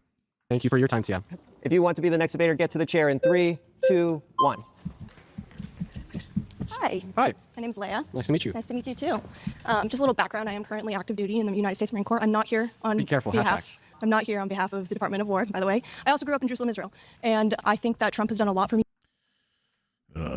personally, and I feel like that's what we should all be here speaking about to an extent. I've gotten paid more under him. I've gotten bonuses under him. The military has tightened up under him, and from that perspective, he's my commander-in-chief, and I'm grateful for that. Yeah. Out of everybody sitting in the circle, you have the most reason to not support Trump. Can I tell you why? I would love to know why. Because of your oath. You took an oath to defend the Constitution from enemies overseas and domestic, correct? Correct. Can we agree that an enemy to the Constitution, domestic or foreign, would be a person who thinks that the Constitution should be terminated, is intentionally and belligerently infringing upon it? Can you go in depth with that, please? Well, I mean, I think that is all the context that would be required to understand an enemy. If there's somebody that is intentionally and belligerently infringing on the Constitution, has suggested that maybe we should terminate it before, can we agree that person would be an enemy to the Constitution? And tried to overturn the election and is constantly violating it through constantly violating the emoluments clause, and is seeking to run for a 3rd term and just over and over again claims he will have a 3rd term. So this is actually a very good on Dean for going this route once he found out who she is. That would be an enemy. I do agree with you, but I don't agree with you if you're saying that's what Trump has done. In December of 2022, Trump went on Truth Social and said that because of the 2020 election, the termination of all rules, regulations, and articles, including those found within the Constitution, would be allowed. And in the last year and a half of his presidency, he has directly infringed on the 14th Amendment, threatened the First, threatened the Second, infringed on the Fourth, infringed on the 10th, and threatened to infringe on the 23rd. He hasn't threatened the First Amendment. They're just so obviously infringing on it with the disappearing people and arresting people and trying to collect data on people that criticize him and the government of Israel, for example. On top of Article 1 and 2, Donald Trump is a domestic enemy to the Constitution. I do not agree with that whatsoever. Just because you're stating all these things, kind of like fact check, but he hasn't actually put those in place. Executive Order number 14160 was put in place. It attempted to take birthright citizenship away from the children born to undocumented immigrants on American soil. But that is a long withstanding ruling from SCOTUS, regardless of its Plyer v. Doe in 1989, saying that undocumented immigrants are within the jurisdiction of the U.S., or U.S. versus Wonka-Mark in the late 19th century, arguing that the only people who do not have a constitutional claim to birthright citizen would be members of militant invading forces, foreign diplomats, and Native Americans, which was later updated through federal law. We know for a fact that the 14th Amendment covers the protection of birthright citizenship for the children born to undocumented immigrants. I don't think this is a good argument, actually, because the Trump administration's position is one of taking a different interpretation of it. That's not the same as, like, they disagree with you, yes, but if on both sides, geez, I'm stuttering. If on both sides it's a manner of interpretation, then that's not the same as just like directly attacking, the Constitution. You'd have to go to something more fundamental and undeniable, like violating the Emoluments Clause, trying to overturn the election, and trying to run for a third term. Immigrants. Donald Trump says, well, I'm going to change that, and passes an illegal, unconstitutional executive order stating otherwise. That is a domestic threat to our Constitution that you as a member of our DOJ. I mean, yeah, so, never mind. As an active duty service member of the Marines, should absolutely protest and stand in wide opposition against. So that would be good to bring up the illegal boat strikes too. I would not agree makes him a domestic enemy. This is militant. This is what I signed an oath for and what I raised my right hand for. It's militant, and that has not affected us in that military aspect. I don't think so. If you could give me an example of how so, as far as like immigration and all these people who have joined the military to get papers for their murdering people on international waters, that would be a good example. Parents and stuff like that, whether they were born here or not, it's been in effect, and it's been very helpful for them. What were your thoughts on Donald Trump calling for the execution of 6 sitting Democrats in Congress who reminded you to abide by your oath? 6 what? 6 sitting Excellent. Democrats in Congress posted a video saying, if you're given a legal order, you don't got to follow it. And you should know that's what the UCMJ says. Yeah, no, absolutely. And Donald Trump called for their execution because of that. I don't know much about that, yeah, honestly. I'll tell you. So yeah, please do. He went on Truth Social. He responded to an article talking about the 6 Democrats in Congress who posted a video saying, like, oh, you remember your oath, don't follow any unlawful orders if Trump were to give you one. And he calls them seditious traitors. Follows it up by saying traitors punishable by death, and then he reposts a follower's comment that says, hang them George Washington would. Okay? So he falsely accuses them of a crime they didn't commit. You and me could agree it's not treasonous to tell the military not to follow unlawful orders. UCMJ once again. And then he says, well, because of this crime that he's accusing them of that they didn't commit, they need to be hung. That's him directly calling for the execution of 6 Democrats in Congress that were just simply reminding you of the UCMJ. How can you stand by such a maniac? No, honestly, we have multiple times gone against if it does not follow along with the UCMJ throughout history in the military, and they've been awarded for that. If our military leader, and for example, Donald Trump is one of them, but if they go against what the UCMJ does, we are allowed to go against that. Yeah, and so that's all the Dems were saying. Yeah, but Trump said, fuck that. You should be killed if you disobey me. He said they need to die because they said that. No. Yes, he said. He said what? Who needed to die? These Democrats. He said that their sedition is punishable by death. Okay, the sedition that they didn't commit. And then he followed that up by reposting a comment that said, hang them, explicitly, hang them. That was him calling for their execution. There's no ifs, ands, or buts about it. I feel like you're maybe one of the more reasonable people that I've spoken with today. You should be able to see this so clearly. And maybe this might even be an historical moment you're unsurrounded, where I'm able to change the mind of a guest. Yes, Dean. We're so incredibly proud of you, and we're so incredibly proud that you called for all of us to be so incredibly proud of it. I'm part of history right now. On the show, that'd be huge. That would be huge if it was going to happen, but it's not. Oh, my goodness. We're out of time. We have to pause there. My final surrounded claim is Donald Trump doesn't give a shit about any of you. If you want, that's really based, and yeah, it's true. It's the only thing Donald Trump cares about at all is being worshipped, and so maybe he would like them. Like that 20-something-year-old lady that said she would fuck him. God, I still can't believe that happened. Hi. Hi, Dean. Okay, well, I think that my claim here is clear. Donald Trump doesn't give a shit about anybody in the circle. What I mean by that is just Donald Trump generally doesn't care about women. He's a very misogynistic asshole. Promises. Oh, yeah, so he's trying to do this. Yeah, I wouldn't take it there. I would just say he just doesn't care at all about the average person. And his character, his statements, and his policies just very clearly reflect that. So, but he's trying to make it about women. Okay. He's right, but he would have a way, it would just be way more effective and true to just, broaden that scope a little bit. Promises made, promises kept. Opposite. Number one, he's got more women on his cabinet than most presidents did. And he's fired, 4 of them? Doesn't matter. I think it does. It doesn't matter. Yes, it does. If they don't perform, you fire them. Pam Bondi did nothing. Yeah, she was a terrible AG. Exactly. Yeah. She did, and he didn't like that, so we fired her. Yeah. I think that she was a terrible AG for preventing the release of the files. I digress. I'm interrupting you. Sorry, go ahead. And he pardoned the J6ers, like he said he would. Yeah. And now he created a weaponization fund, which I think is great. I mean, if you're going to argue that keeping an absolutely disgusting, horrible promise is good, then I don't know. Just because he said he would do it. Like, I said I would nuke every single country on the planet, and I did. Oh, he's great. Great. And he forego all his money, which is $10 billion, and he took $1.7 billion, 1776. He's using his office to enrich himself. How much money did this lady lose in Trump coin? I would love to ask her that. How much money did you lose on Trump coin? Huh?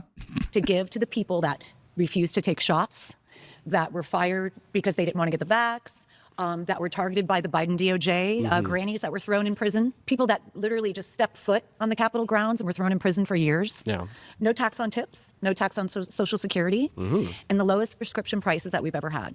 Okay. Safe borders, no more child trafficking. Okay, listen. He cares about us. Let's start with that 1.8 billion. No more child trafficking as they cover up the Epstein files. $1 million slush fund. Yeah. You said it was his personal money. That's not true. It's funded by the taxpayers. It's owed to him. Secondarily, It's owed to him. This lady doesn't even understand her own master's propaganda. He has explicitly stated over and over again that he's not even eligible to collect any of the money. So, but that's all over now. Congress rejected it. It is an absolute disaster. Just like all the money comes from It's taxpayers. crazy that our president is willing to give $1.8 billion to people such as the J6 terrorists. Well, they're not Genuinely. terrorists. Well, I mean, I think they are. For instance, there were you there? 176 people who were criminally convicted of deadly assaults on police officers. Take, for example, DJ Rodriguez, who drove a stun gun into Officer Fanone's neck while Officer Fanone was on the ground getting beaten with metal rods. It's been as the proven. crowd First was of all, screaming, Lila grab his Morris- gun and kill him. And then DJ Rodriguez pled guilty to doing this in court after Officer Fanone's testimony and his body camera footage proved Are you familiar with Roseanne Boylan? She was beaten to death by an officer, Lila Morris. Okay, nobody talks about that. Ashley Babbitt was killed, shot in the neck. She was an unarmed woman, a military woman. There was no need for that. We went there. People went there peacefully and patriotically. Yeah, Okay. and that's why they were screaming. This fucking moron. And hang Mike Pence, right? Well, yeah, but nobody that I've Was seen. that peaceful? There was a lot of infiltrators. There was over 300 FBI agents in there. Oh, really? Who's FBI? Exactly. Who's FBI? Right. Who's Everybody president? says that. Who's president But on J6? It doesn't matter. It does. I read it like that. This lady she's got to be the dumbest one in that room. Because it was When they Donald said- Trump. I read that in Reddit. Who's And by the FBI? way, who did Trump It was- pardon? Did he it was pardon under Antifa Obama. infiltrators? It was under Obama. Obama was That's president right. on J6? He wasn't Obama. He wasn't president on J6. President Trump was. Oh, my but God. Obama's the one who's been trying to persecute him. Obama, Biden. So since day Obama- one. This fucking lady is so hopeless. With the Russian dossier, yeah. So Obama infiltrated Trump's FBI. He's and the one, implanted- not just Obama, but all the leftists, all the deep state. My planned friend, that. you've lost Nancy your goddamn Pelosi, mind. Nancy Pelosi. The idea that the deep state is leftists is the most laughable thing ever. Look, we need to apologize to Alex Jones. Alex, you were right about the deep state. It's just that the deep state is entirely all these billionaire, capitalist, child rapist people that are trying to steal all the money, rape all the kids, get away with it, take all of our money and our land so that they can have their own. And you were right about the transhumanism, Alex.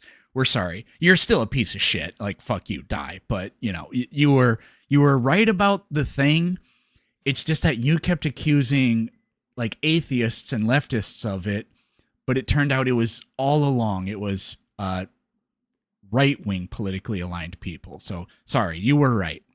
You were wrong, but you were right.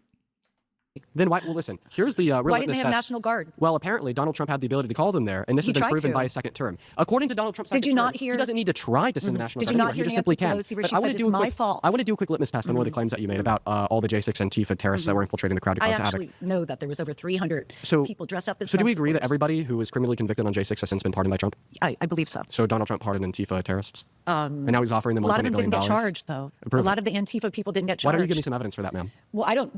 Did Ray So you don't Epps believe get in charged? so you don't believe in things, right? Without I evidence. believe in So what's facts. the evidence? I believe in facts. Okay, so just like Donald Trump cares about the American people. Maybe we should get America back to first. that. Yeah. Okay. So Yeah, they're not on the to vote it topic. out? Yeah, they didn't discuss the topic at all. Have a good one.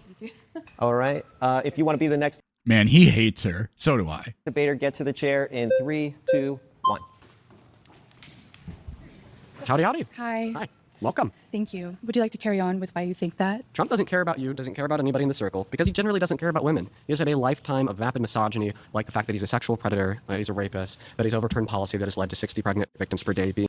Like he's not wrong. It's just that this was already discussed, and he should. It just would be. I already said it would just be more effective if he talked about how his policy does absolutely nothing for anybody except billionaires and trillionaires. Being denied access to abortion in 10 every 50 states, or an attack on our economy. Everything is worse off today than it was a year and a half ago under Giga Chad Biden. I don't think he cares Giga Chad Biden. What the fuck was what? about you. He almost took a bullet for this country. And he's faced so many assassination attempts. That has nothing to do with that. That has nothing to do with him standing up for the little guy. Yeah. He faces threats, as you should know. I mean, you cried with Charlie Kirk. I mean, listen, specifically, this will be 10 seconds or less so we can get back to the topic. I cried because I thought that it was a mass shooting. My friend was less than 30 feet away. He FaceTimed me running away saying, Dean, I think that there's a mass shooting going on. And regardless of the fact that I didn't like Charlie Kirk, I'll be honest, I think that he's just... Yeah, okay. We're going to throw some Dean hate here. That is absolutely not the case. I can completely agree. No, this is just a total lie, actually. So, I've seen the clip of Dean discussing how he cried when he saw and heard that Charlie Kirk died. Now, he got a lot of hate for that because chronically online miserable leftists have to be committed to Charlie Kirk needed to and deserved to be assassinated. And so Dean had to create this cope post where he did his extremely you can tell when he's like lying or grifting, because if you go back and watch the old material of him doing the driving a sports car with a briefcase full of cash, he talks in this extremely monotonous, specific way. And in that cope video where he had to tell people, because he does believe that it's fine to be upset and cry when you watch somebody get fucking murdered, he had to explain why that is. And he said, I was able to put myself, or I was able to express my empathy and put myself in his position where I understood, blah, blah, blah. Like, go watch the video. That's what it is. And so now he's retconning history because I would guess because he can't, because he still got all this hate and pushback after that. And so now he has to just be like, well, no, okay, so I'm not allowed to be sympathetic toward Charlie Kirk at all, apparently, because then people will send me fewer gifts on TikTok live streams. And this thing about Parker, Parker released a video right after Charlie Kirk got shot. And Parker goes, oh my God, chat, I just heard gunshots. Somebody said that Charlie Kirk was... Parker wasn't anywhere near the stage, actually, when it happened. Maybe Dean's talking about somebody else. I don't think so, though, because I'm not aware of anybody else that was in his crew that was in that area. But Parker released this video where he's just walking around, and he says that, and then he goes, oh my God, what is happening right now? And like I said, calmly walking around, like he's frantic because he's discussing what's going on. But just calmly walking around, not taking cover, not assuming that there's a mass shooting going on. Hey everyone, Parker Get a Job here. I'm at Utah Valley University. I was at a Charlie Kirk event trying to catch him off guard to debate him, and I was debating Trump supporters on the side, and I'm pretty sure there was a gunshot. I'm pretty sure because everyone started running away. I started running out. I got out of there immediately. Apparently, some people are saying Charlie got shot in the neck. What is going on right now? I'm actually terrified. I'm still tired. What the fuck is going on? And again, Dean cried after he learned that Charlie Kirk was dead, not when he saw it happen. And there was quite a bit of time that passed between those. So this is an absolute retcon and a lie. Despicable. He endorsed child torture. I still saw a video of somebody that I personally knew. Okay, get their jugular ripped open by a bullet. It was rough. And yeah, shed a tear. That was very intense. But listen, I think topic it really is, humanized you. The topic is Donald Trump doesn't generally care about women. He doesn't give a shit about anybody in the circle. You're arguing that, well, maybe he does care about women because he took a bullet. Why for would you. he put his life on the line if he didn't care? Well, I think the reason why he's willing to apparently take a bullet to the ear isn't because he cares about you, or else we'd see that demonstrated through his actions, words, and policy, which obviously hasn't occurred. But rather, maybe he took a bullet because it was either the bullet or the jail cell for his 34 felonies, attempted coup on J6. And he wants that power, he wants that adoration, he wants that glory, he wants that fame, he wants his name to be in the...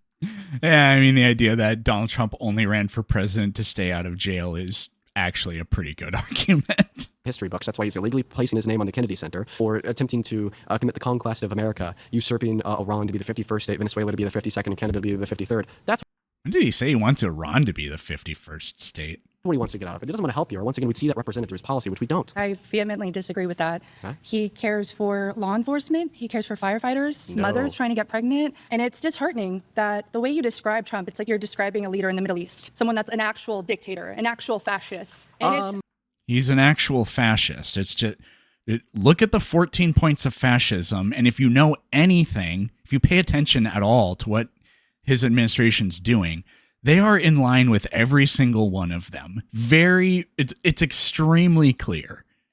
for someone that has traveled and true. has seen how other countries operate, this is the best country in the world. And we're so lucky to have Donald Trump as a president. And I'm disheartened that you can't see that. Okay, you said that he cares about law enforcement. Then why did he pardon 178 people who attempted to assault or kill cops on J6? On January 6th. Yeah, he pardoned, like we went over this earlier. DJ Rodriguez, okay, drove a stun gun into Officer Fanone's neck, gave him a heart attack, he had to be raced off to the hospital. DJ Rodriguez was then thrown in jail for 10 years. Trump says he's a patriot, gives him a full and complete presidential pardon. To be fair to Donald Trump, which I hate to do, Donald Trump didn't know anything about any of the people he was pardoning because he doesn't know anything at all. Examples like that have been brought up to him, and he just kind of goes, "Oh, interesting. I never heard of that." And I actually believe him that he doesn't know anything about these cases. I genuinely do. He's not just an idiot. He's also incompetent. And has now created a $1.8 billion slush fund that's going to line DJ's pockets. Dude, there's no way he cares about cops if that's what he's willing to give to a... He also he also defunded the police, like his big beautiful bill. It cuts spending for law enforcement. Would be cop killer. Well, honestly, I don't know all the details of that. If everything that I just said was true, would you concede that Donald Trump does not care about law enforcement? I would be curious why I don't know what information he has that I don't, so I would have to place my trust in the President of the United States. Did you place your trust in Okay, Biden? gotta pause there. You've been voted out. Please return to your seat. If you would like to be the next debater, get to the chair. Yeah, none of these people last long at all. In 3, 2, 1.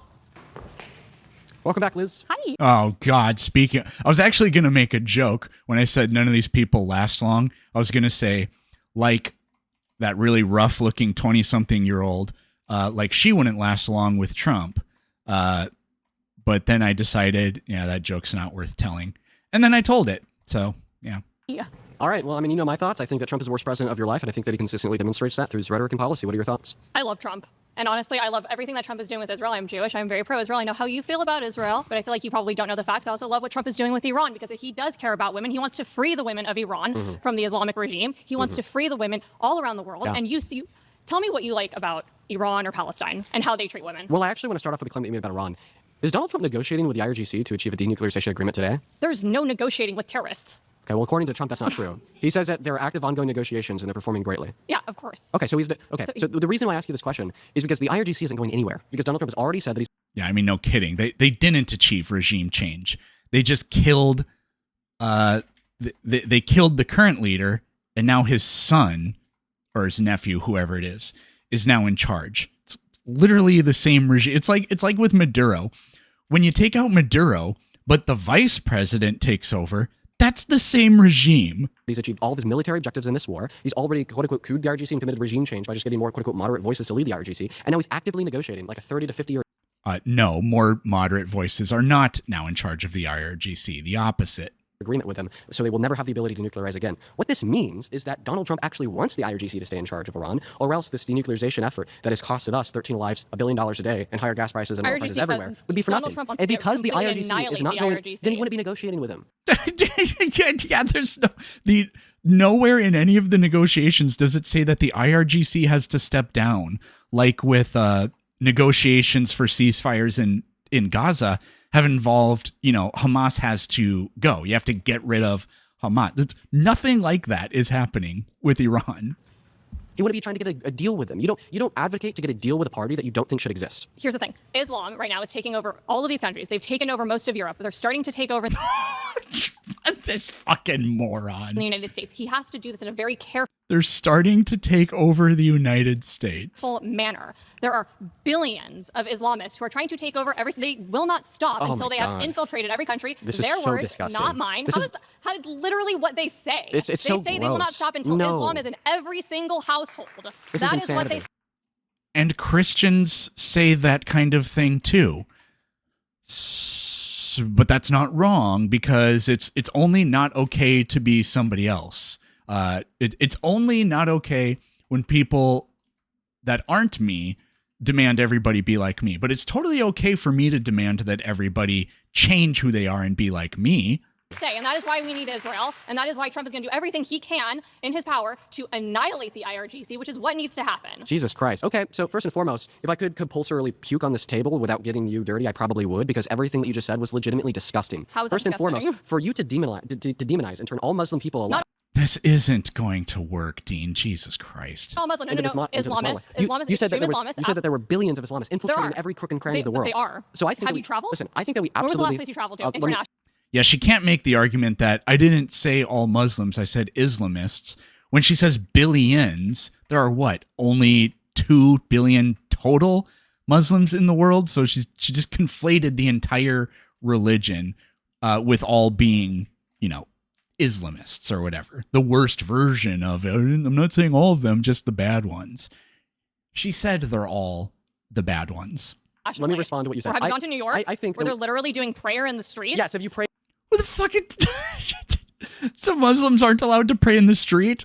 in public, then all of a sudden you're extremist. Go tell that to every Christian evangelical that put their hand on Trump's shoulder in the Oval Office on camera. It's different because it's another religion. 100% Exactly. different. When it's about Christians- Jesus. No, listen to what I'm saying Christians here. don't want to go into every single country and take over. Listen to what I'm saying here. When it's about Jewish Jesus. people don't go into every single country and try and take over. Oh, right. Yes, they are. You know what Greater Israel is?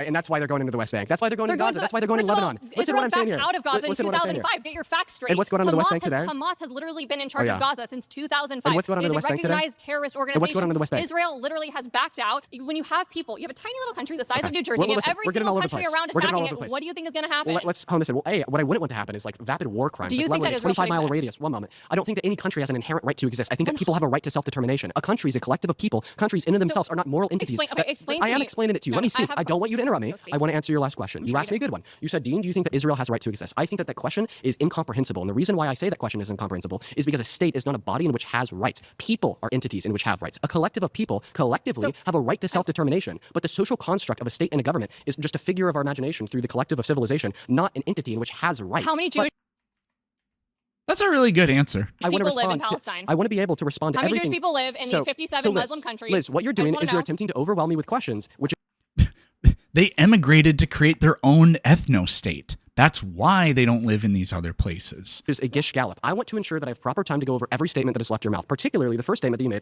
about the billions of Islamists calling them radical because they pray in public. Christians That's pray in not why I public call them all radical the because time. they pray in public. I call them radical because they literally say that they will not No. stop until Islam is in every single household in every country and So, they have completely taken over. And you I can think see that- them say that everywhere. I think that every mainstream religion, wishes that everybody on earth agreed with Not their at religion. all. No. Yes, of course they do. Let me No, explain to you why. Christians Are you don't really- are you no. a Christian? I'm Jewish. Okay, here, listen. I'm going to ask you a question to the Christians in the circle. Do you guys think that the only way to get to heaven is to have faith in the gospel? Absolutely. Jesus Christ. Amen. And now I want you to put your flag down, okay, if you don't want everybody to go to heaven. Everybody still has their flag up. What that tells me is that everybody with their flags up thinks that the only way to get to heaven is to be a Christian, okay, and they want everybody to go to heaven. What does this mean? They want everybody to be a Christian. So from this doesn't necessitate that they want everybody to be coerced to become Christian, though. Yes, line of argumentation. Everybody with their flag up is a radical extremist, no different than the Islamist. No. Terrible argument. Terrible argument. That want everybody alive to believe that Muhammad is a prophet. Okay, I have a question for the circle. All of the Christians in the circle, do you believe that if someone does not recognize Jesus Christ as their Lord and Savior, that they should be killed? No. Based. Islam on nothing. does. So, okay. Yeah, so that's a really argument to rebuttal. Listen, even the extremists, I mean, like, ISIS will say something like that. But for the most part, even the extremists, they don't hold that view. They'll hold that view with respect to apostasy, but for non-apostates, they don't think that they should just all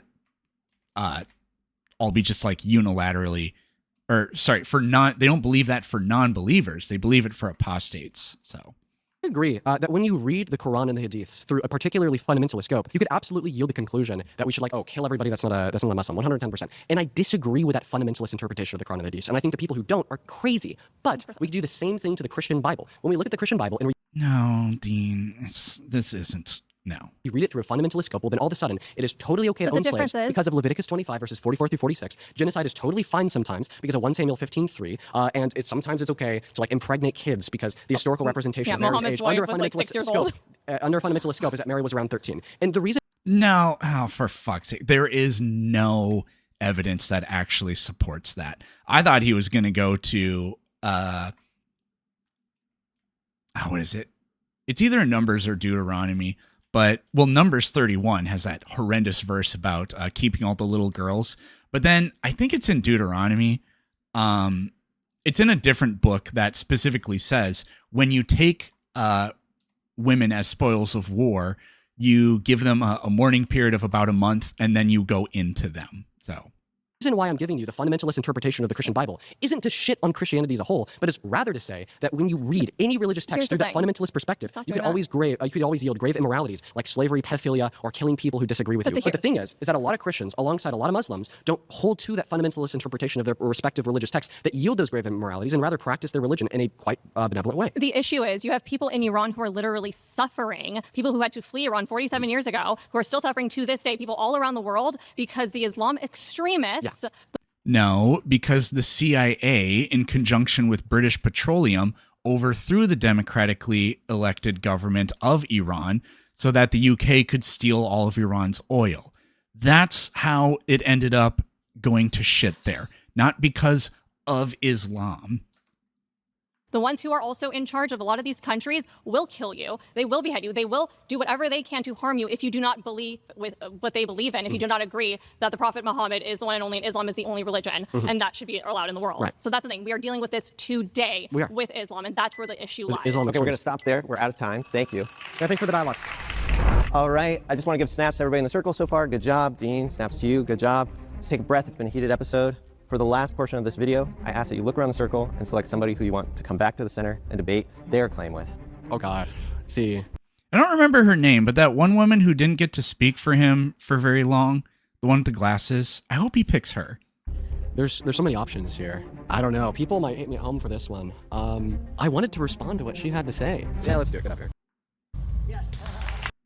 Oh, okay. So he picked, okay. So instead of trying to accept a challenge or whatever, he goes with the most clippable person. I mean, it's a good business decision, I guess. Well, I'll give you credit. You're brave to pick me, so that's good. Or dumb. My surrounded yeah. claim is that Democrats sold our country out. Can I have an explanation? Sold our country. Donald Trump's the most corrupt president in history. Know what you mean when you say that? Well, first off, their open border policies, sanctuary cities, which are completely unconstitutional. Thank God we have Sheriff Chad Bianco running for governor. Hopefully we'll eliminate that. They said Russia, Russia, Russia, right? About President Trump. Well, who sold our uranium to Russia? And I love when Trump was talking to sold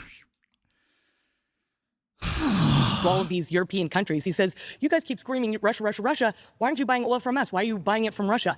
So there's so many good things that Trump has done and the Democrats have Donald Trump lifted sanctions on Russian oil.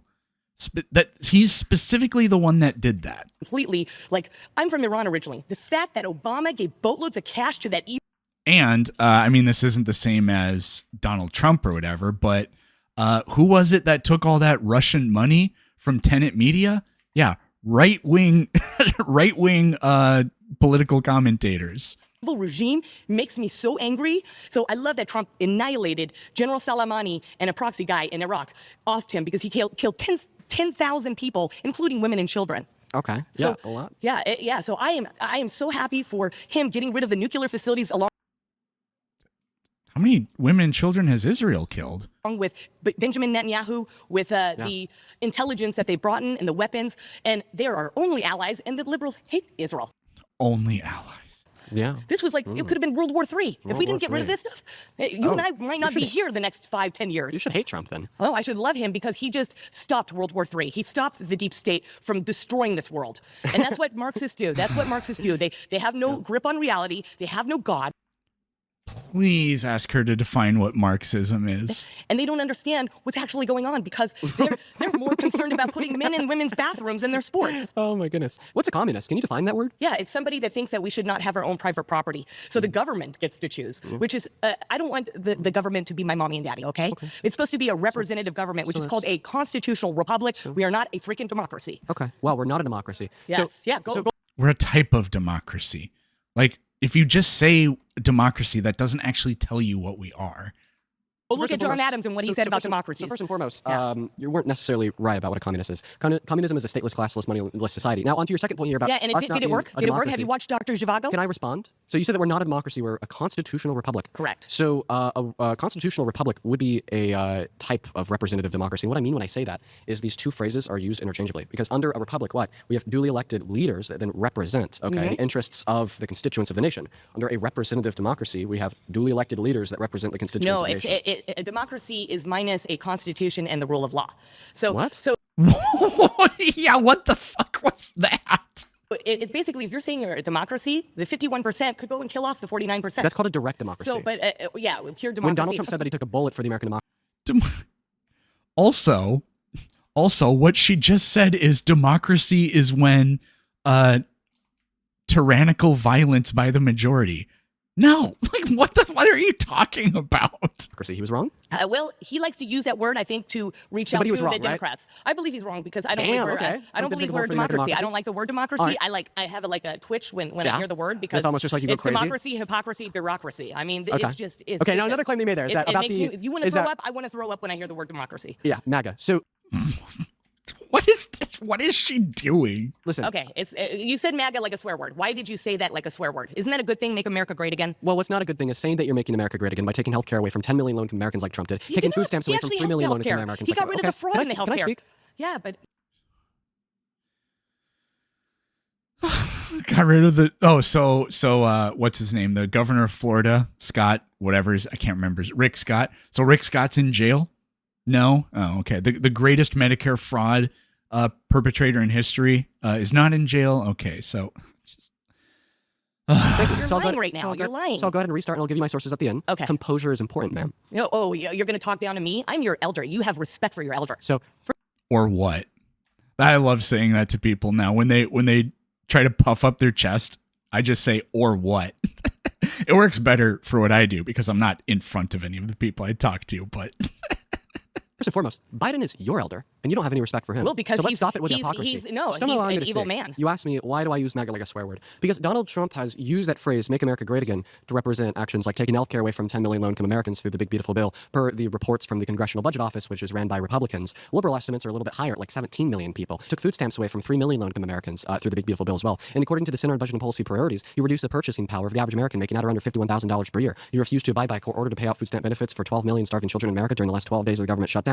Okay, he's abused his power and privilege as the president to position himself above the law. One of the last things that you said when you were up here on the last prompt was, I thought everybody was above the law, except for Trump, okay? A couple weeks ago, we woke up in a new America with a new system of justice where you and Trump could commit the same crime, tax fraud. You could be thrown in jail for it, and he can't even be investigated for it because of his deal with the IRS. Very good point. You know, this is a problem with debating Trump, which is kind of why I don't really do it. There's too much shit to know. There's just too much. And there are too many lies that people can say. So I'd have to drop everything I'm doing and only study this one thing, unfortunately. And all of those things, when they are used to represent the claim, make America great again, absolutely do make MAGA a slur. It's embarrassing to be MAGA. I mean, get a grip, you guys. Get a grip. And I said a lot there. I'll let you respond. But I have so much else to say. You know, like you were talking about like how we need to prevent Iran from getting nukes. We're at a worse place with Iran today than we were 10 years ago, thanks to Donald Trump. Not Obama true. got us an agreement to prevent them from nuclearizing until 2030. Donald Trump tore it up because it has Obama's signature. Yeah, the guy that they killed had a fatwa on nuclear weapons, and they killed him. They have every reason now to develop them because they took out the old guard, and they have even before they did that, twice when they were engaged in negotiations, they murdered the negotiators. They told the negotiators where to go and then killed them. So Iran has every incentive now to never trust us, and the ultimate way to ensure protection for them is to have the ultimate protection against us, which is exactly nuclear weapons. It's the North Korea playbook. And about the whole respect your elders thing. So you can't expect me to respect you because you're older than me. If you're going to turn around and call Biden a good American man with great domestic policy, one of the best presidents in modern American history, a crazy lunatic, evil man with a crackhead son, sold our even though he's 30 country years to your elder. Ukraine. It's on record. He said, "I'm not going to get, you're not going to get the $1 million loan unless you stop this investigation to Burisma, which his son was a part of and had zero experience." That's illegal. That's extortion. Why isn't he in jail? So he should be. But Why is it because the deep state have the judges. They have so much. They've infiltrated this country. Donald Trump just hired 400 new judges that are loyalist to him. Why doesn't he use one of them to get Biden thrown in jail? Because unfortunately, he doesn't get to pick which judge is used, and a lot of these judges are just evil. Why doesn't he even try? He hasn't tried. There's been so many lies coming from your mouth. I'm like twitching over there. Every lie Why that I hear. isn't You the said people indictment died against on Biden? January 6th. I said that they tried to kill cops. No, they did not try to kill cops. Yes, they It did. was self-defense. They literally killed cops, and they tried to kill cops. Were being None of these people have watched any of the footage. There's just no way. attacked. 4 patriots died that day, and you don't hear anything except for the one that got shot by the cop. Yeah. How about this? Can I ask you a question? There's 4 of them that died, and 0 cops died that day. 1 cop died the next day at 9:30 p.m. from a stroke. Yeah. So that was a lie. And I feel bad for people like you in your age because you're being indoctrinated with all this evil. You have no appreciation for life. You're They're not even having a conversation. They're just taking turns. willing to kill the most innocent and vulnerable. But if you were the baby in the womb, guess what? You wouldn't want to be aborted. You'd be like, "Mommy, please save me, please." I don't even know what to respond to. There's just a bunch of, it was a big mess. Hey, listen, let's go ahead and start off with this. I want to ask you some general questions about your political beliefs because I believe that you hold them without much information. Name one domestic policy that the Biden-Harris administration influenced to get passed through Congress, then signed into law that you don't like. Keep in mind, once again, policy is a bill passed through Congress and signed into law. So I don't know that. I just know what he How was many saying. amendments are there in the Constitution? The fact, How many amendments are there in the Constitution? I don't know exactly off the top You don't know of how my many head. articles? I think it's 27, right? You're just asking somebody to he completely changed the subject and wrote memorization is not what intelligence is. That's what an idiot's idea of intelligence is. So terrible strategy. Okay, can I? How about this? Okay, How many again, continents are there? You know a lot How of many information. continents are there? How many continents are How many continents are there? Okay, It has Ma'am, how nothing many to do with continents? policy, Dean. Knock it off. There's hundreds, but I can't There's remember. 7. Oh, 7 continents. I thought countries. Sorry, countries. I thought you were talking about countries.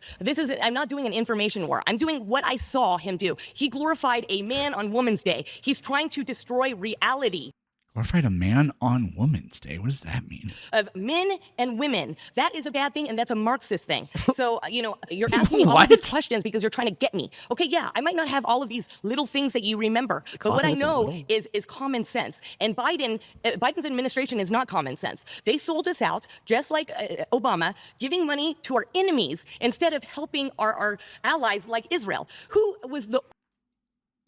Even if they gave money to Ukraine, Ukraine is our enemy. This is one of those ladies that is actually infatuated with Putin, and they think he's a good person.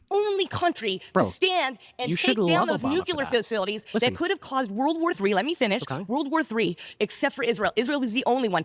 Donald Trump asked other countries to help because they were affecting them too. Yeah. And they had their tail between their legs and did nothing. So, ma'am, the reason why I picked you to come up to the microphone knowing that it'd be a disaster is because I think that you are a very accurate representation of where the right is at today in modern political discourse and American politics. I think that you and many others are clueless people who don't know what they're talking about, have done no previous investigation or research into the American political system, can't even name a bill that Biden passed that you disagree with, yet you think he's a devil, and blame Obama for all of your problems, including the FBI, quote unquote, going into the J6 riots 4 years after his administration was over. And I think that it is very important for you, me, everybody in the circle, and everybody watching at home to start caring about the world that we live in, start caring about critical thought, and doing investigative research into our beliefs and why we believe them before our world has gone to this shit of baseless claims, propaganda, and just putrid nonsense that is highlighted in the mouths and brains of politicians, the president, and cable news. It's important for us to think critically, and that's something that I don't think you do. I think it's just straight up one word: projection. Left always projects. That's it. You're projecting all of your faults on me because. No, Dean has literally made citations for a huge number of his claims. I actually have life experience, which you don't have, and I have been a liberal, and I stepped out of that when I saw what they were doing with my child at school, who I pulled out and I'm homeschooling. I've been on the earth for less years than you have, but I've done more with the years that I have. Okay, we gotta stop there. Okay. Thank you. Let's give them a... Yeah, you really got her there at the end, Dean. Let's give them a round of applause for trying. Let's give a round of applause to Dean. Thank you, Dean. If you want to let us know what you thought about this episode, leave a comment. I thought it was absolute cancer and I want to die. Thank you very much. Get a free book, 2 free audiobooks, and ad-free videos by becoming a Patreon member.